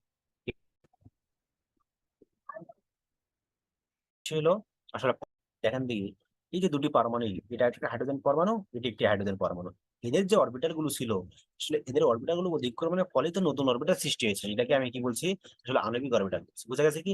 আবার দেখেন 2 নম্বর কি বলছে, পারমাণবিক অরবিটাল হলো ডটার অরবিটাল। পারমাণবিক অরবিটালকে আমরা কি বলতে পারি, ডটার অরবিটাল। পারমাণবিক অরবিটাল হলো এক কেন্দ্রিক। কেন এক কেন্দ্রিক, দেখেন একটি পরমাণু যখন অরবিটাল যদি আমি এই যে দেখেন এখানে যে ইলেকট্রনটা আছে এটি একটি পরমাণু কেন্দ্রিক, কিন্তু আণবিক অরবিটাল কি একটি পরমাণু কেন্দ্রিক না। আণবিক অরবিটাল গুলো আসলে ওই অণুতে যতগুলো পরমাণু আছে সবগুলো পরমাণু কেন্দ্রিক। ওই জন্য আসলে আণবিক অরবিটালকে আমরা বলছি আসলে বহুকেন্দ্রিক, তাই না? এবার প্রত্যেক পারমাণবিক অরবিটালে একটি মাত্র ইলেকট্রন থাকে। প্রত্যেক পারমাণবিক অরবিটালে কয়টা ইলেকট্রন থাকে, একটি মাত্র ইলেকট্রন থাকে। অর্থাৎ পারমাণবিক অরবিটাল ইলেকট্রন সংখ্যা একটি মাত্র নিউক্লিয়াসকে প্রদক্ষিণ করে। পারমাণবিক অরবিটালে যেগুলো ইলেকট্রন থাকে সেগুলো কয়টি নিউক্লিয়াসকে প্রদক্ষিণ করে, একটি নিউক্লিয়াসকে। কিন্তু আণবিক অরবিটালের ক্ষেত্রে কি একটি নিউক্লিয়াসকে ইলেকট্রন প্রদক্ষিণ করে না।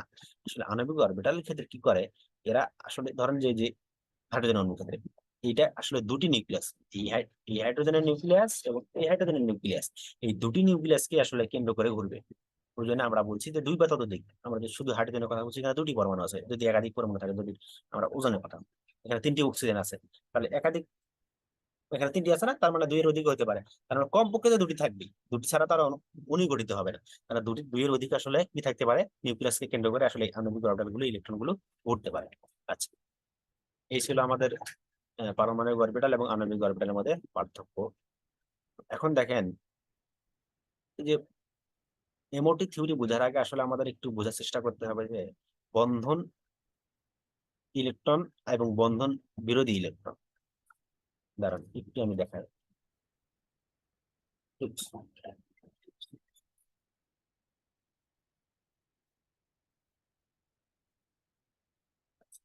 কি বললাম যে আসলে আমাকে এমওটি থিওরি বোঝার আগে আসলে যেটা বুঝতে হবে সেটা হলো আসলে বন্ধন এবং বন্ধন বিরোধী ইলেকট্রনের সংখ্যা। এখন এই বন্ধন এবং বন্ধন বিরোধী ইলেকট্রন এর উপর নির্ভর করে, অর্থাৎ বন্ডিং অরবিটাল এবং এন্টি বন্ডিং, এখানে দুটি অরবিটাল থাকতে পারে।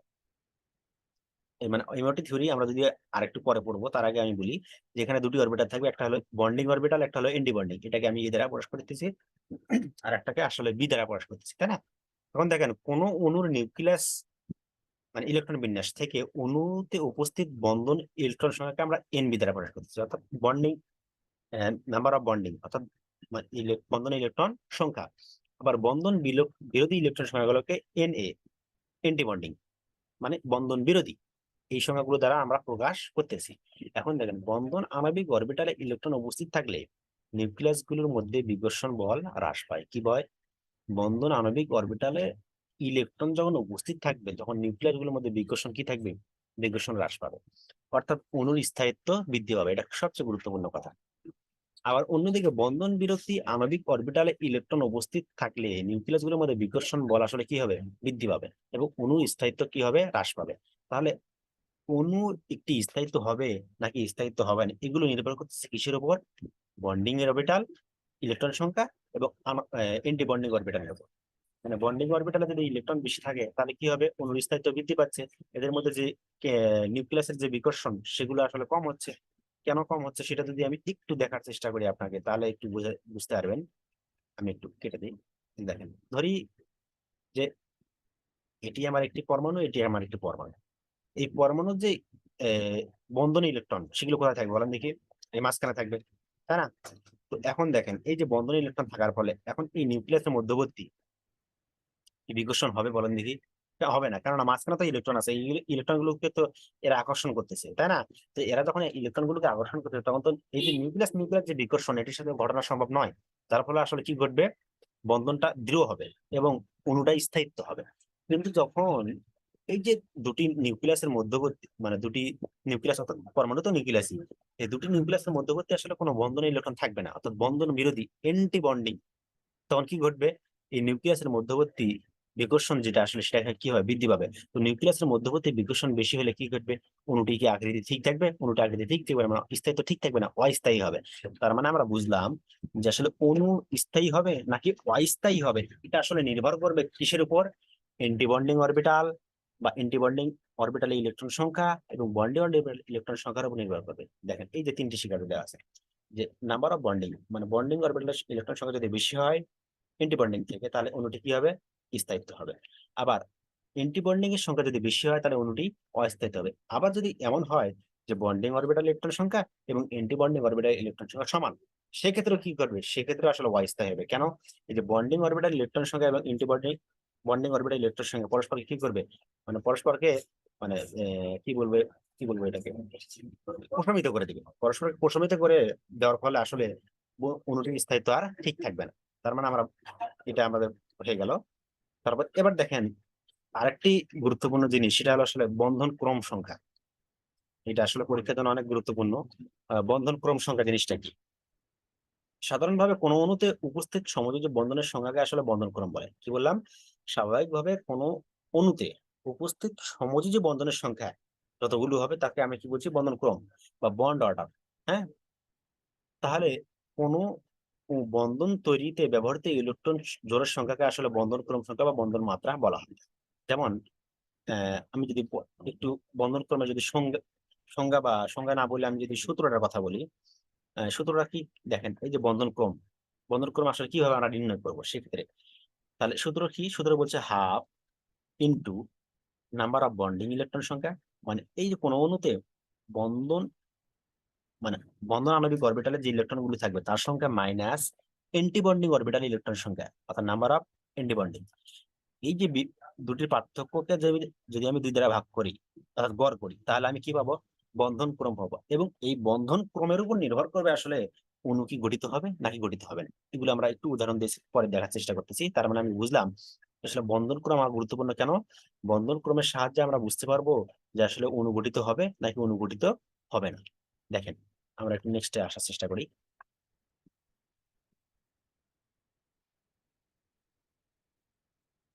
এই এই যে আসেন, এবার দেখেন যে এমওটি থিওরি ব্যাখ্যা করার আগে আবার আপনাকে আরো কিছু জানতে হবে।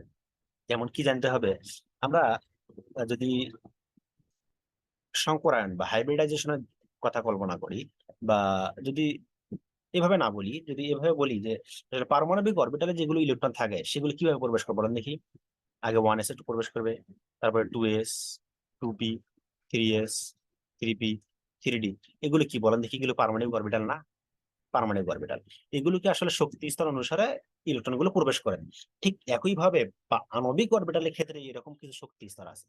আণবিক অরবিটালের ক্ষেত্রে এরকম কিছু শক্তি স্তর আছে, ঠিক আছে? এগুলোকে আমরা কি প্রকাশ করতেছি, এই যে দেখেন সিগমা 1s বি। অর্থাৎ এই যে বি দ্বারা বোঝাচ্ছে আসলে বন্ডিং অরবিটাল ইলেকট্রন সংখ্যা। এই ইলেকট্রনটা কোথায় থাকবে বলেন দেখি? Bonding orbital. আবার কি বলছে, 1s anti bonding, 1s anti bonding, তারপরে 2s bonding, 2s anti bonding.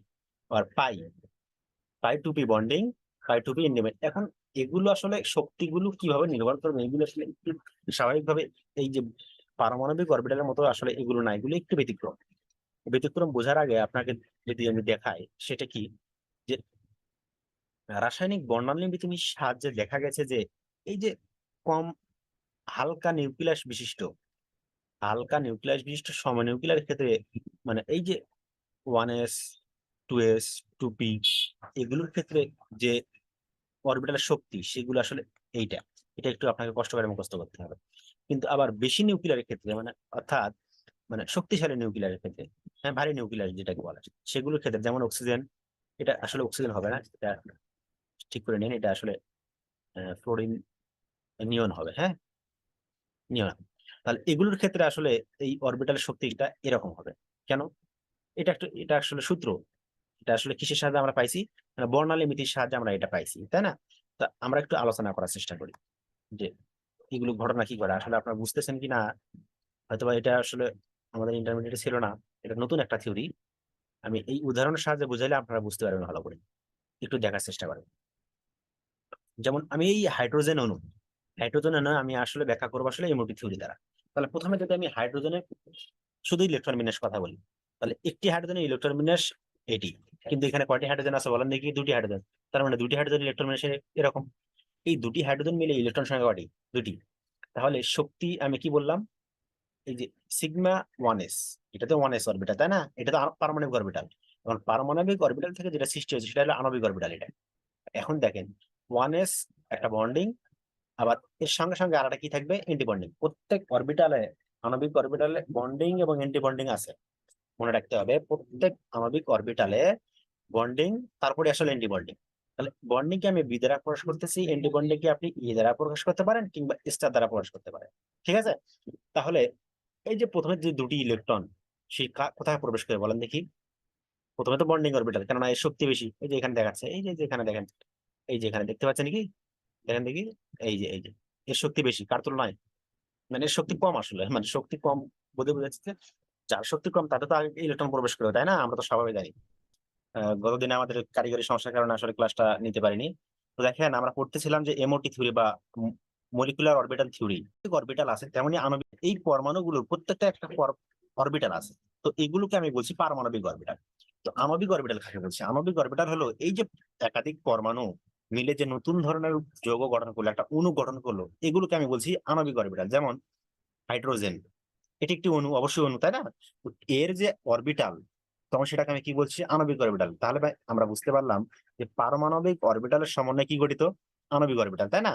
তাহলে এখন দেখেন যে এই যে পারমাণবিক অরবিটালের ক্ষেত্রে যে ইলেকট্রন গুলো যাইতো সেটা কিভাবে? আউবহন নীতি অনুসারে সর্বনিম্ন শক্তি স্তরে ইলেকট্রন, মানে অরবিটাল গুলো আগে ইলেকট্রন দ্বারা পূর্ণ হতো, তারপরে উচ্চ শক্তি স্তরে যায়, তাই না?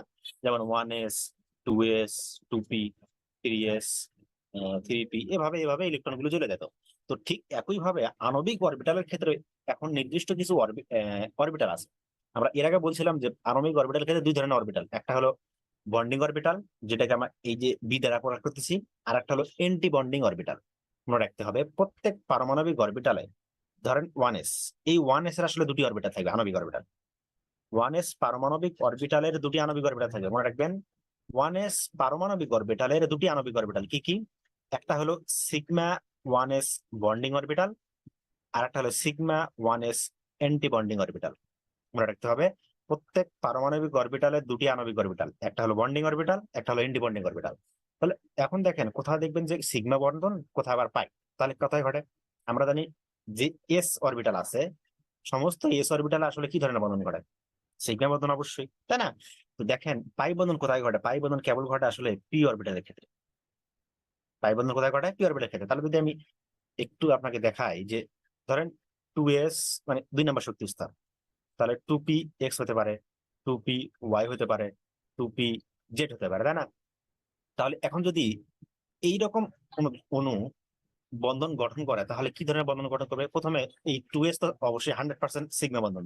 তাহলে আমি এটাকে কি লিখতে পারি? এর দুটো অরবিটাল, একটা হলো কি sigma 2s bonding orbital, sigma 2s anti bonding orbital. বুঝতে পারলাম কি? আবার দেখেন এরপরে আসে এই যে পি,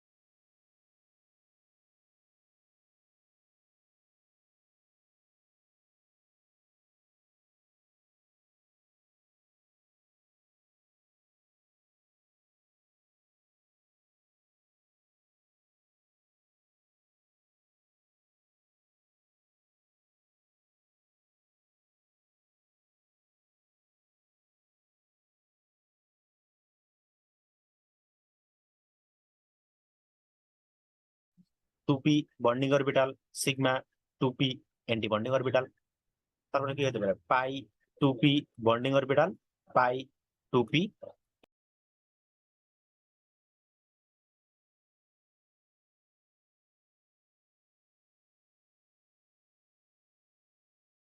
বন্ডিং অরবিটাল। এগুলো আসলে কিভাবে শক্তি স্তরে, মানে শক্তি কার কম কার বেশি, এগুলো আসলে আমরা কিভাবে পাই? এদের রাসায়নিক বর্ণালী নীতি এই যে এখানে দেওয়া আছে, দেখেন যে lithium, beryllium, boron, carbon, nitrogen, এই যে হালকা নিউক্লিয়াস বিশিষ্ট যে সকল অণু গঠিত হয়, তাদের ক্ষেত্রে শক্তিগুলো এভাবে প্রথমে প্রবেশ করে কাতে 1s অরবিটালে, তারপরে অ্যান্টি বন্ডিং 1s অরবিটালে, তারপরে বন্ডিং 2s অরবিটাল, এভাবে এভাবে যাবে আর কি, তাই না? তাহলে এই যে এটা হলো আমার এই যে হালকা নিউক্লিয়াসের জন্য, আর এই যে অক্সিজেন, ফ্লোরিন বা নিয়ন, হুম, এগুলোর জন্য আসলে কি, এগুলোর জন্য নিচেরটা। তাহলে এখন দেখেন আমরা একটু উদাহরণের সাহায্যে বোঝার চেষ্টা করি, উদাহরণের সাহায্যে বোঝার চেষ্টা করি যে এখানে কি ঘটনা ঘটে। এখন যদি আপনাকে বলি যে এই যে হাইড্রোজেন অণু, আপনাকে প্রশ্ন করা হয়েছে যে হাইড্রোজেন অণুর এমওটি থিওরি বা পারমাণবিক অরবিটাল তত্ত্ব ব্যাখ্যা করো। হাইড্রোজেন অণুর জন্য আণবিক অরবিটাল তত্ত্ব ব্যাখ্যা করো। তাহলে আমাকে এভাবে ব্যাখ্যা করতে হবে, তাই না? তাহলে দেখেন এই যে হাইড্রোজেন অণু, হাইড্রোজেন অণু কয়টি হাইড্রোজেনের সমন্বয়ে গঠিত হয়েছে? অবশ্যই দুটি হাইড্রোজেন। মানে বিষয়টা এরকম, হাইড্রোজেন প্লাস হাইড্রোজেন। তার মানে এই হাইড্রোজেনের যদি মানে ইলেকট্রন বিন্যাস করে তাহলে কি দাঁড়ায়? 1s1। আবার এই হাইড্রোজেন ইলেকট্রন বিন্যাস 1s1। এখন এই দুটি পারমাণবিক অরবিটাল মিলে আসলে একটি আণবিক অরবিটাল তৈরি করবে। মানে এই দুইটি পারমাণবিক অরবিটাল, দুটি পরমাণুর অরবিটাল মিলে আসলে একটি, ইলেকট্রন গুলো কোথায় আছে? 1s আছে, এখানে 1s। তার মানে 1s এর ক্ষেত্রে আমরা কি বললাম? দুটি অরবিটাল হয় আণবিক, কি কি? এটা হলো সিগমা এন্টি বন্ডিং অরবিটাল, তাই না? তাহলে প্রথমে কোথায় ঢুকবে ইলেকট্রন? প্রথমে আসলে বন্ডিং অরবিটালে ইলেকট্রন প্রবেশ করবে, তারপরে এন্টি বন্ডিং অরবিটালে প্রবেশ করবে ইলেকট্রন। এই যে দেখেন এই যে বিষয়টা। এখন দেখেন প্রত্যেক আণবিক অরবিটালে কয়টি ইলেকট্রন থাকে? আমরা কি এই যে এর আগে পড়ছিলাম যে পারমাণবিক অরবিটাল এবং আণবিক অরবিটালের মধ্যে পার্থক্য, তখন আমরা পড়ছিলাম যে প্রত্যেক আণবিক অরবিটালে দুটি ইলেকট্রন থাকে। কয়টি? দুটি। তাহলে প্রথমে আসলে এত শক্তি কম, তাই না? এই শক্তি যেহেতু কম, তাহলে এখানে আগে ইলেকট্রন প্রবেশ করবে। এই জন্য সিগমা 1s বন্ডিং অরবিটাল 2, এই যে দেখেন সিগমা 1s বন্ডিং অরবিটাল 2, তার মানে এখানে দুটি ইলেকট্রন প্রবেশ করছে। এখন এখানে তো মোট ইলেকট্রন ছিলই দুটি, অর্থাৎ হাইড্রোজেন অণু যে গঠিত হয়েছে তার এই যে একটি হাইড্রোজেন পরমাণু একটি ইলেকট্রন, আর একটি হাইড্রোজেন পরমাণু আর একটি ইলেকট্রন, তাহলে এখানে ইলেকট্রন ছিলই দুটি। তাহলে এই দুটি ইলেকট্রন তো এই বন্ডিং অরবিটাল নিয়ে নিল, তাহলে এন্টি বন্ডিং এ কোনো অরবিটাল থাকবে অর্থাৎ ইলেকট্রন থাকবে না, এন্টি বন্ডিং এ কোনো ইলেকট্রন প্রবেশ করবে না, যার ফলে এন্টি বন্ডিং অরবিটাল এখানে শূন্য দেওয়া হয়েছে। বুঝতে পারলাম কি? আচ্ছা, আশা করি বোঝা গেছে। এবার ডায়াগ্রামের সাহায্যে আমরা যদি ব্যাখ্যা করি, দেখেন এটা আমার পারমাণবিক অরবিটালের শক্তি দেখাচ্ছে, তাই না? এখানে তো 1s এর শক্তি বেশি, তারপরে মানে 1s এর শক্তি কম, তারপরে যদি হতো তাহলে 2s হইতো, এভাবে চলতো আর কি। সেটার জন্য এই যে শক্তির তীর চিহ্নটা এদিকে চলে গেছে। আচ্ছা, তাহলে এখন দেখেন এটা আমার একটি হাইড্রোজেন অণুর আণবিক পারমাণবিক অরবিটাল, এটা আরেকটি হাইড্রোজেন অণু পারমাণবিক অরবিটাল। এখন এই দুই পারমাণবিক অরবিটাল মিলে আণবিক অরবিটাল গঠিত হয়েছে। কি কি? একটা হলো sigma 1s bonding orbital, sigma 1s anti bonding orbital, যেটা আমার এখানে দেওয়া আছে। সিগমা 1s বন্ডিং অরবিটালের শক্তি কম, তাই এর নিচে মনে রাখতে হবে, যার শক্তি কম সে সবার কি থাকবে? নিচে থাকবে। এখন আরেকটা হলো এর বিপরীত, বন্ডিং অরবিটাল এর তুলনায় শক্তি বেশি, ওই জন্য কিন্তু উপরে। ঠিক আছে, এখন আমরা বলছিলাম যে প্রত্যেক আণবিক অরবিটালে কয়টি ইলেকট্রন প্রবেশ করে? দুটি। তাহলে এই যে দেখেন এই ইলেকট্রন দুটি এখানে দেখাচ্ছে, এটি স্পিন দেখাচ্ছে, আসলে এটি একদিক আরেকটি আরেকদিক। তাহলে এখানে তো দুটি ইলেকট্রন প্রবেশ করলো, আর কি ইলেকট্রন আছে বলেন দেখি? আর কোনো ইলেকট্রন নাই, দ্যাটস ওয়াই এখানে কোনো আমি ইলেকট্রন দেইনি, এখানে ফাঁকা রেখে দিছি।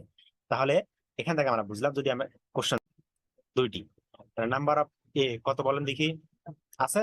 নাই। তাহলে এখন যদি আপনাকে বলি ওই যে আগের সূত্র মনে আছে কি বলেন দেখি? ক্রম, বন্ধন ক্রম, বন্ধন ক্রমের সংখ্যা কি ছিল? Half number of bonding orbital minus number of anti bonding. তাহলে এই যে হাফ ইন্টু 2 মাইনাস 0 আলটিমেটলি কত আসে? 1। তার মানে বন্ধন ক্রম কত বলেন দেখি? এখানে হাইড্রোজেনের জন্য বন্ধন ক্রম 1, যেহেতু হাইড্রোজেনের জন্য বন্ধন ক্রম 1, তার মানে হাইড্রোজেন অণু গঠন করা সম্ভব। মনে রাখতে হবে, যদি বন্ধন ক্রম 0 হয়ে যায় তাহলে সেটা কি হবে না? অনুগঠিত হবে না, বা মাইনাস হয়ে গেলে আলাদা হিসাব ছিল, কিন্তু মাইনাস তো হবে না সাধারণত। তো দেখেন যে হাইড্রোজেনের যেহেতু বন্ধন ক্রমের মান 1, তার মানে হাইড্রোজেন অণুটা গঠিত হবে সম্ভব। দেখেন এই ব্যাখ্যাটা একটু নিচে আসে, দেখেন এই যে এখানে দেখেন এই এই যে বন্ধনী আণবিক অরবিটাল কত? দুটি। ইন্ডি বন্ডিং অরবিটাল মানে বন্ধন বিরোধী 0, তাহলে number of bonding minus number of anti bonding half 1, তাহলে বন্ধন ক্রম কত? 1। এই বন্ধন ক্রমের উপর নির্ভর করে আমরা কিছু সিদ্ধান্ত নিতে পারি। সিদ্ধান্তগুলো কি? হাইড্রোজেন অণুর অস্তিত্ব আছে, কারণ এই যে আমি যে কথা বললাম, কারণ এই ক্ষেত্রে বন্ধন ক্রম কত? 1। কেবল 0 হলে আসলে অস্তিত্ব থাকে না, মনে রাখতে হবে 0 হলে কেবল কোনো অণুর অস্তিত্ব থাকে না, সেটা আমরা হিলিয়ামের ক্ষেত্রে দেখবো কিছুক্ষণ পর। হ্যাঁ, হিলিয়াম এই অণু গঠন কেন করে না সেটা আমরা দেখবো কিছুক্ষণ পরে। তারপরে আরো কিছু দেওয়া আছে, দেখেন আবার দেখেন এখানে 3 নাম্বার সবচেয়ে গুরুত্বপূর্ণ, হাইড্রোজেন অণুর 1s sigma 1s bonding orbital এবং সিগমা 1s এন্টি বন্ডিং অরবিটালের কোনো অযুগ্ম ইলেকট্রন অর্থাৎ বিজোড় ইলেকট্রন নাই।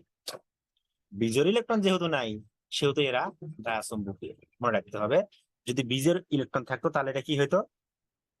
প্যারাচম্বকীয় বা প্যারাম্যাগনেটিক হইতো। হ্যাঁ, যেহেতু এখানে বিজোড় কোনো ইলেকট্রন নাই, তার মানে ডায়াচম্বকীয়। ঠিক আছে, আশা করি বুঝে গেছে। আরো কিছু উদাহরণ দেখলে আপনাদের বিষয়গুলো ক্লিয়ার হয়ে যাবে। দেখেন আমরা যদি হিলিয়ামের কথা একটু কল্পনা করি, এখন একটু যদি হিলিয়ামের কথা কল্পনা করি তাহলে আপনাদের একটু বুঝতে সুবিধা হবে। দেখেন কি বলছে এখানে। এখানে যদি আমাকে বলছে যে, এখন যদি আপনাকে প্রশ্ন করা হয় যে হিলিয়াম অণুর গঠিত হয় কি হয় না, সেটা কিসের সাথে ব্যাখ্যা করো? এমওটি থিওরি বা মলিকুলার অরবিটাল থিওরি, আণবিক অরবিটাল তত্ত্বের সাথে ব্যাখ্যা করো। তাহলে এখন দেখুন হিলিয়াম অণু কয়টি অণু নিয়ে গঠিত হয়েছে? হিলিয়াম অণু দুটি হিলিয়াম পরমাণু নিয়ে গঠিত হয়েছে, হিলিয়াম প্লাস হিলিয়াম। এখন হিলিয়ামের ইলেকট্রন বিন্যাস কত? 1s2। এর ইলেকট্রন বিন্যাস কত? 1s2। এখন এই 1s এর আণবিক অরবিটাল কি হবে? সিগমা 1s বন্ডিং একটাই, আরেকটি কি হবে? সিগমা 1s এন্টি বন্ডিং, তাই না? তাহলে প্রথমে তো বন্ডিং অরবিটালে প্রবেশ করবে ইলেকট্রন পার্টি দুটি, তাহলে এই মোট ইলেকট্রন পার্টি ছিল 4টি, তাহলে আরো দুটি আছে, আর দুটি ইলেকট্রন কোথায় প্রবেশ করবে? এখানে। আর কোনো ইলেকট্রন আছে না? আর কোনো ইলেকট্রন নাই, অর্থাৎ তার মানে আর কোনো সৃষ্টি হবে না, আণবিক অরবিটালের সৃষ্টি হবে না। এখন দেখেন তাহলে এই যখন ঘটনা, তখন আমি যদি ডায়াগ্রামের সাথে একটু দেখার চেষ্টা করি, তাহলে এই যে একটা হিলিয়ামের অরবিটাল গঠিত হলো, তার একটি হলো sigma 1s bonding orbital, sigma 1s anti bonding orbital. তো প্রথমে কোথায় প্রবেশ করে ইলেকট্রন? যেহেতু সিগমা 1s বন্ডিং অরবিটালের শক্তি কম, দ্যাটস ওয়াই এখানে আগে ইলেকট্রন প্রবেশ করবে, তাহলে প্রথমে তো দুটি ইলেকট্রন প্রবেশ করলো, তাই না? এরপরে দেখেন আরো দুটি ইলেকট্রন বাকি আছে, এই দুটি ইলেকট্রন কোথায় প্রবেশ করবে? তারা এন্টি বন্ডিং এ যাবে। আচ্ছা, এন্টি বন্ডিং এ গেল। তাহলে এখন দেখেন ডায়াগ্রামটা আমার আঁকা শেষ। তাহলে আমি যদি বলি এখন number of bonding orbital, sorry, number number of bonding electron কয়টি? দুইটি। Number of anti bonding electron কয়টি? দুটি। তাহলে বন্ধন ক্রম কত হবে? বন্ধন ক্রম ক্ষেত্রে half NB minus N A. দেখেন কত আসে, 2 - 2 আলটিমেটলি কত? 0। দেখেন এবার বন্ধন ক্রমের মান কত আসছে? 0। যেহেতু বন্ধন ক্রমের মান 0 আসছে, তার মানে এখানে কোনো অণুই গঠিত হবে না। বন্ধন ক্রমের মান 0 আসার কারণে এখানে কি হবে না? অণু গঠিত হবে না। তার মানে আমরা বুঝলাম হিলিয়াম আসলে অণু গঠিত করে না। আমরা এর আগেও জানি, তাই না, নিষ্ক্রিয় মৌল, নিষ্ক্রিয় মৌলগুলো কি অণু গঠিত করে? কখনই করে না। এটা কি সাথে প্রমাণ করলাম আমরা? এই যে বন্ধন ক্রমের সাহায্যে। এই কথাটা একটু নিচে দেওয়া আছে, দেখেন। এই যে দেখেন, এই যে এখানে দেওয়া আছে যে বন্ধন অরবিটাল ইলেকট্রন ইন্টিবন্ডিং, বন্ধন ক্রম মানে শূন্য। তাহলে এর কোনো অস্তিত্ব নেই, এক্ষেত্রে কোনো বন্ধন ক্রম শূন্য এবং হিলিয়াম অণুর কোনো অস্তিত্বই নাই। আশা করি বুঝা গেছে। এরপর দেখেন সবচেয়ে গুরুত্বপূর্ণ পরীক্ষার জন্য, সবচেয়ে গুরুত্বপূর্ণ যেটা হাইড্রোজেন হিলিয়ামের সবচেয়ে গুরুত্বপূর্ণ পরীক্ষার জন্য যেটা, সেটা হলো এই যে অক্সিজেন। সেটা কোনটা? অক্সিজেন। আচ্ছা, তাহলে আমরা একটু অক্সিজেন নিয়ে আলোচনা করি। অক্সিজেন, এটা তো প্রথমে এটা নিয়ে আলোচনা করবো, তারপর অক্সিজেন আয়নের ক্ষেত্রে, প্লাস আয়নের ক্ষেত্রে, মাইনাস আয়নের ক্ষেত্রে, -2 আয়নের ক্ষেত্রে পরে আলোচনা করবো। আগে শুধু অক্সিজেন আলোচনা করি। তো শুধু অক্সিজেন অণু গঠিত হয়েছে কি কি নিয়ে বলেন দেখি? একটা অক্সিজেন আছে, দেখা যাচ্ছে, দেখেন এখানে একটা ইলেকট্রন বিন্যাস, এখানে একটা ইলেকট্রন বিন্যাস। তাহলে এই হলো অক্সিজেন অণু। তাহলে যোজ্যতা স্তরে আসলে বন্ধন কোথায় গঠন করে বলেন দেখি? বন্ধন কি আসলে, আমি যদি ডায়াগ্রাম আঁকি, মানে এখানে যদি আঁকি 1s 2s 2p এরকম ছিল, তাহলে এটা যদি আমার অক্সিজেন হয়, এটা প্রথম শক্তি স্তর, কয়টি ইলেকট্রন? দুটি ইলেকট্রন। এবার দ্বিতীয় শক্তি স্তর, কয়টি ইলেকট্রন? 6টি ইলেকট্রন এখানে, তাই না? আসলে বন্ধন কোথায় গঠিত হয় বলেন দেখি? বন্ধন কি আসলে ভিতরের অরবিটালে কোনোদিন গঠিত হবে? মনে রাখতে হবে, বন্ধন কিন্তু ভিতরের অরবিটালে গঠিত হয় না। কোথায় গঠিত হয়? সর্বশেষ শক্তি স্তর, অর্থাৎ যোজ্যতা স্তরে বন্ধন গঠিত হয়। এবং বন্ধনে সর্বশেষ শক্তি স্তরে যে ইলেকট্রন গুলো আছে, তারা আসলে বন্ধনে অংশগ্রহণ করে। তাহলে এখন কি আমি 1s অরবিটাল নিয়ে কোনো কল্পনা করবো? না, এখন আমার 1s অরবিটাল কোনো কল্পনা করার দরকারই নাই, কারণ এরা আসলে বন্ধনে অংশগ্রহণ করবেই না। ইলেকট্রন গুলো, অর্থাৎ তার সর্বশেষ শক্তি স্তরে ইলেকট্রন গুলো বন্ধনে অংশগ্রহণ করে। এখন এগুলো নিয়ে আমরা আলোচনা করবো। এখন দেখেন, তাহলে আমরা যদি ইলেকট্রন বিন্যাস করি তাহলে এরকম, তাহলে শুধুমাত্র যোজ্যতা স্তরে ইলেকট্রন বিন্যাস করে দেখা যায় যে এটা তো প্রথম শক্তি স্তর, তাই না? তো যোজ্যতা স্তর কোনটা? যোজ্যতা স্তর হলো এই যে এটা, সর্বশেষ শক্তি স্তর এটা। তাহলে যোজ্যতা স্তরে দুটি পরমাণু মিলে কয়টি ইলেকট্রন বলেন দেখি? 12টি ইলেকট্রন। যোজ্যতা স্তরে দুটি পরমাণু মিলে 12টি ইলেকট্রন। আসলে এই 12টি ইলেকট্রন নিয়ে আমাকে এখন দেখাতে হবে যে আণবিক অরবিটালটা কেমন। তাহলে 12টি ইলেকট্রনের জন্য দেখেন এই যে 1s, আমরা একটু আলাদা আলাদা করে দিই। 1s এর জন্য কয়টি অরবিটাল বলেন দেখি? প্রথমে বলছিলাম, আমি মনে আছে? আছে। দেখেন কি, sigma 1s bonding, sigma 1s anti bonding, শেষ। 1s এর জন্য শেষ। এবার 2s এর জন্য কি কি হয়? Sigma 2s bonding, sigma 2s anti bonding. এবার মনে আছে আপনার? বলেন দেখি, অক্সিজেন কি মানে ভারী নিউক্লিয়াস যুক্ত না হালকা নিউক্লিয়াস যুক্ত? মনে আছে? বলেন দেখি। অক্সিজেন ভারী, তাই না? তো ভারী নিউক্লিয়াসের ক্ষেত্রে কি হয়? প্রথমে আসলে পাই শক্তি অনুসারে কিসের কিসের আসলে বলেন দেখি? পাই, সিগমা পরে হয় শক্তি অনুসারে। এই যে 2p এর ক্ষেত্রে, এই যে আমি আবার একটু উপরে স্ক্রল করে দেখাই আপনাকে, আপনার মনে আছে কিনা? এই যে দেখেন, এই যে দেখেন এখানে কি দেখাচ্ছে, দেখেন দেখি। শক্তিটা কার বেশি? সিগমা, সিগমা 2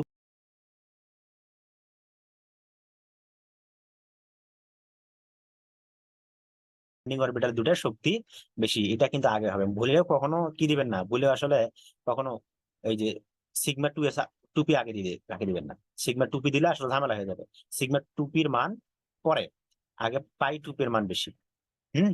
আচ্ছা, তাহলে এখন দেখেন, এই যে আমরা আসলাম, এই যে দেখেন, তাহলে এই 2s এর জন্য, আচ্ছা এই যে যোজ্যতা 2s এর জন্য তো আমি এই যে 2s বন্ডিং এবং অ্যান্টি বন্ডিং আঁকলাম। তাহলে এখন 2p থাকলো আমার, এই 2p এই 2p, এই 2 মিলে কি কি করতে হবে? প্রথমে সিগ পাই 2p বন্ডিং, পাই 2p বন্ডিং, মানে দুটি বন্ডিং হয়, পাই টু পি কয়টি বন্ডিং হয়? দুটি। একটা হলে এক্স, মানে একটা ধরেন যে two P X, two P Y, two P Z, তাই না? তিনটি তার। তাহলে যদি টু পি এক্স এই দুটো কল্পনা করি, তাহলে এই দুটোর জন্য তো দুটি অরবিটাল করে দিতে হবে, একটা এটার জন্য বন্ডিং অরবিটাল আর একটা এটার জন্য বন্ডিং অরবিটাল। সেই জন্য পাই টু পি এক bonding, pi two P bonding. তারপরে কার শক্তি কম বেশি? পাই two P anti bonding, pi two P anti bonding. ঠিক আছে, তাহলে এই ছিল আমার ইলেকট্রন বিন্যাস। কি ইলেকট্রন বিন্যাস বলে নাকি পারমাণবিক না আণবিক? অবশ্যই আণবিক ইলেকট্রন বিন্যাস। তাহলে এই যে কে কে দ্বারা বোঝাচ্ছে আসলে এই যে ওয়ান এস অরবিটাল যেগুলো আসলে বন্ধনে অংশগ্রহণ করেনি, এখানে লেখে দেওয়া আছে কে কে দ্বারা পরমাণুর অবন্ধনী ওয়ান এস অরবিটাল ইলেকট্রন বিন্যাসকে বোঝানো হয়। এই যে এটা। এখন 12টি অরবিটাল, 12টি ইলেকট্রন গণনা করেন দেখি। এখানে দুইটি, এখানে দুইটি, কয়টি হলো? 4টি। এখানে দুইটি, 6টি। এখানে দুইটি, কয়টা? 8টি। এখানে 10টি। এবং এখানে দেখেন আমি বলছিলাম তো একটি অরবিটালে সব কয়টি ইলেকট্রন ধরেন? দুটি। তাহলে আসলে এখন দেখেন দেখি, এখানে এন্টি বন্ডিং এখানে একটি দিছে, এখানে একটি দিছে, কারণ কি বলেন দেখি? কারণ হলো যে এই যে এন্টি বন্ডিং টু, সরি, পাই টু পি এন্টি বন্ডিং এবং পাই টু পি এন্টি বন্ডিং, এদের আসলে শক্তি সমান। এদের শক্তি কি? সমান। যেহেতু শক্তি সমান, তার মানে এরা সমান ভাগে ভাগ করে নেবে ইলেকট্রন। এই পর্যন্ত তো 10টি ইলেকট্রন শেষ হয়ে গেছে। এই পর্যন্ত দুটি দুটি করে দিয়ে 10টি ইলেকট্রন শেষ হয়ে গেছে। আর কয়টি ইলেকট্রন আছে? দুটি। তাহলে আপনি যদি এখানে দুটি দেন, তাহলে তো এখানে কোনো ইলেকট্রন থাকলো না। কিন্তু আমি বলছিলাম যেহেতু এদের শক্তি সমান, তার মানে সমান করে ইলেকট্রন ভাগ করে নেবে। দ্যাটস হয় এখানে একটি ইলেকট্রন প্রবেশ করছে, এখানে একটি ইলেকট্রন প্রবেশ করছে। এবার যদি তিনটি হইতো, তিনটি হলে একই কথা। এখানে ভাগ করে নেওয়ার পর একটি বেশি হয়েছে, তার মানে এ একা নিবে। এ হয়তো তখন দুটি, তখন কি হইতো? এর দুটি হইতো, এর একটি হয়ে যেত। 4টি হলে তো স্বাভাবিকভাবে এখানে দুটি দুটি হয়ে যেত, আলাদা হিসাবে। কিন্তু যখন দুটি হয়ে গেছে, তখন আসলে আপনি একটাকে 2 দিয়ে আর একটাকে 0 দিয়ে রাখতে পারবেন না। কেন? যেহেতু এদের শক্তি সমান, সেহেতু এদেরকে কি করতে হবে? ভাগ করে দিতে হবে। সেজন্য এই একটি প্রবেশ করবে। এখন ডায়াগ্রামের সাহায্যে যদি আমি বোঝার চেষ্টা করি, তাহলে দেখেন, সরি, ডায়াগ্রামটা দেখেন। তো প্রথমেই এই এই যে ডায়াগ্রামটা দেখেন, এই ডায়াগ্রামে প্রথমে 2s, এখানে 2s, তাহলে 2s তো শক্তি কম, ওই জন্য এর নিচে লাগায়। আর 2p এর শক্তি বেশি, তার জন্য উপরে। তা 2s এর এখানে দুটি ইলেকট্রন, এখানে দুটি ইলেকট্রন, তাহলে এর কয়টি অরবিটাল আণবিক? একটা হলো sigma 2s bonding, sigma 2s anti bonding. শেষ ঝামেলা। আচ্ছা, তাহলে এখন দেখেন, এবার আর কি থাকলো বাকি? বাকি থাকলো আমার এই যে 2p। এখন 2px, 2py, 2pz, এখানে আরেকটি অক্সিজেন অণু 2px, 2py, 2pz। তাহলে এখানেও কয়টি ইলেকট্রন? এখানে 6টি, এখানে 6টি। তাহলে শক্তি হিসাবে কি হিসাবে বসবে? সিগমা 2p, হ্যাঁ, সিগমা 2p বন্ডিং, তাই না? তারপরে পাই, সরি, 2p বন্ডিং, তারপরে পাই 2p বন্ডিং। এই দুটার শক্তি সমান, এই দুটার শক্তি সমান। তারপরে কার আছে? তারপরে আছে পাই 2p এন্টি বন্ডিং, পাই 2p এন্টি বন্ডিং, এই দুটার শক্তি সমান। আবার এরপরে আছে সিগমা 2p এন্টি বন্ডিং। তাহলে যার শক্তি সবচেয়ে কম, তাকে আমরা নিচে রাখছি। এই যে দেখেন, সি বন্ডিং, সরি, পাই টু পি বন্ডিং এবং পাই টু পি বন্ডিং, যেহেতু এদের শক্তি সমান, এই জন্য আমরা এখানে এক জায়গায় রেখেছি, একই লাইনে। বুঝতে পারলেন? এরপরে দেখেন তার চেয়ে কার শক্তি বেশি? পাই two P anti bonding, pi two P anti bonding, এদের যেহেতু শক্তি বেশি সমান দুজনের, এই জন্য এদের দুজনকে আমরা এক জায়গায় রাখছি। তার চেয়ে শক্তি কার বেশি? Sigma two P bond anti bonding, ওই জন্য এদের সবার উপরে রাখছি। এখন ইলেকট্রন যদি আমি প্রবেশ করাই এক পাশ থেকে, তাহলে মোট 6টি ইলেকট্রন, তাই না?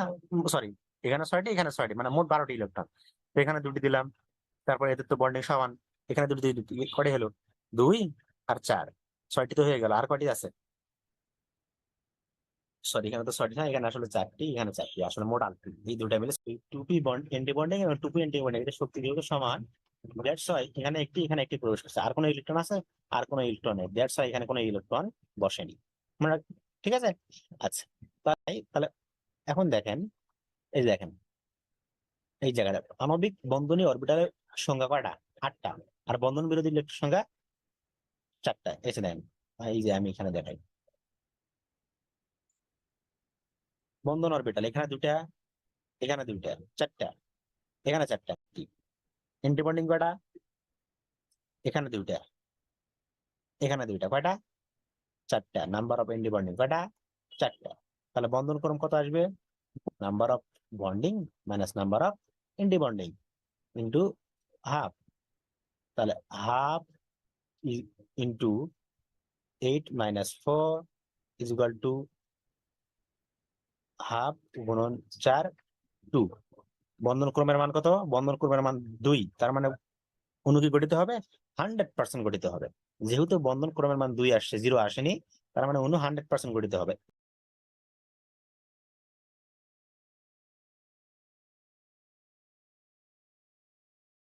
বিজোড় ইলেকট্রন আছে, অযুগ্ম ইলেকট্রন আছে কিনা এন্টি বন্ডিং অরবিটালে? অযুগ্ম ইলেকট্রন আছে।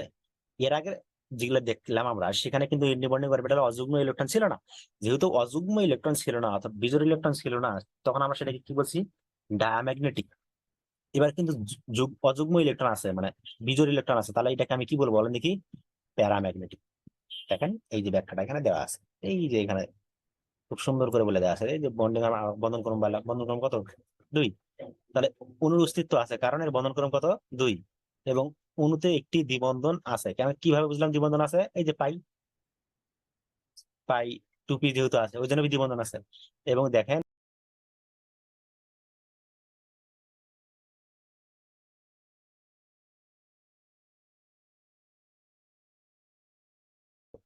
ঠিক আছে, এটি একটি প্যারাম্যাগনেটিক অণু। বাকিগুলো আপনার এই যে আয়নের ক্ষেত্রে আশা করি বুঝতে পারবেন। আপনার আয়নের ক্ষেত্রে নিজে নিজে একটু চেষ্টা করবেন, চেষ্টা করে দেখবেন যে আসলে পারেন কিনা। আমার মনে হয় না যে সমস্যা হবে আপনাদের। ঠিক একই জিনিস, কেননা এই যে দেখেন আয়নের ক্ষেত্রে এখানে কি হয়েছে? একটা ইলেকট্রন চলে গেছে, একটা ইলেকট্রন চলে গেছে, এখানে একটা ইলেকট্রন প্রবেশ করেছে, এখানে দুটি ইলেকট্রন প্রবেশ করেছে, এই হলো পার্থক্য, বাকি আর কিছুই না। আশা করি বুঝতে পারছেন আপনারা। অক্সিজেন এবং আরেকটি আছে নাইট্রোজেন। নাইট্রোজেনটা খুব গুরুত্বপূর্ণ, এখানেও নাইট্রোজেনটা আমি দেইনি, এখানে আপনারা পাঠাই করে নেবেন। নাইট্রোজেনটা গুরুত্বপূর্ণ, নাইট্রোজেনটা আপনারা পড়বেন। অক্সিজেন এবং নাইট্রোজেন অনেক সময় আসে। আশা করি এমওটি থিওরির সাহায্যে, এই আণবিক অরবিটাল তত্ত্বের সাহায্যে কোনো অণু গঠিত হবে কিনা, এরা প্যারাম্যাগনেটিক কিনা, এদের বন্ধনক্রম কি, বিভিন্ন ধরনের প্রশ্ন করতে পারে। এগুলো ব্যাখ্যা করতে হবে। তখন আপনাকে আসলে এই ডায়াগ্রাম গুলো কিন্তু আঁকতে হবে। মনে রাখবেন, এখানে যতগুলো লেখা আছে সবগুলো লিখতে হবে। যেভাবে যেভাবে লেখা আছে না, সেভাবে লিখতে হবে আপনাকে। ডায়াগ্রাম 100% আঁকতে হবে। ডায়াগ্রাম না আঁকলে আসলে নাম্বারই পাবেন না আপনি। ডায়াগ্রাম আঁকতে হবে এবং এর ব্যাখ্যা দিতে হবে যে এটি আসলে বন্ধনক্রম এত, এই শক্তি আপনি না দিতে পারেন। শক্তি তো মুখস্থ করা তো সম্ভব না, শক্তি আপনি দিবেন না, কিন্তু এই যে দুটা পয়েন্ট, 1 নাম্বার এবং 2 নাম্বার পয়েন্ট যেটা আছে, দেখেন, সরি, এই যে 1 নাম্বার এবং 2 নাম্বার 3 নাম্বার পয়েন্ট, কিন্তু এর বন্ধন ক্রম সংখ্যা এবং এরা প্যারাম্যাগনেটিক নাকি ডায়াম্যাগনেটিক, এটা অবশ্যই দিতে হবে। তো এই ছিল আসলে আমাদের 4 নাম্বার অধ্যায়ে পড়া। আশা করি বুঝতে পারছেন। তো এমওটি থিওরির সাহায্যে ব্যাখ্যা করা, এই ছিল আমাদের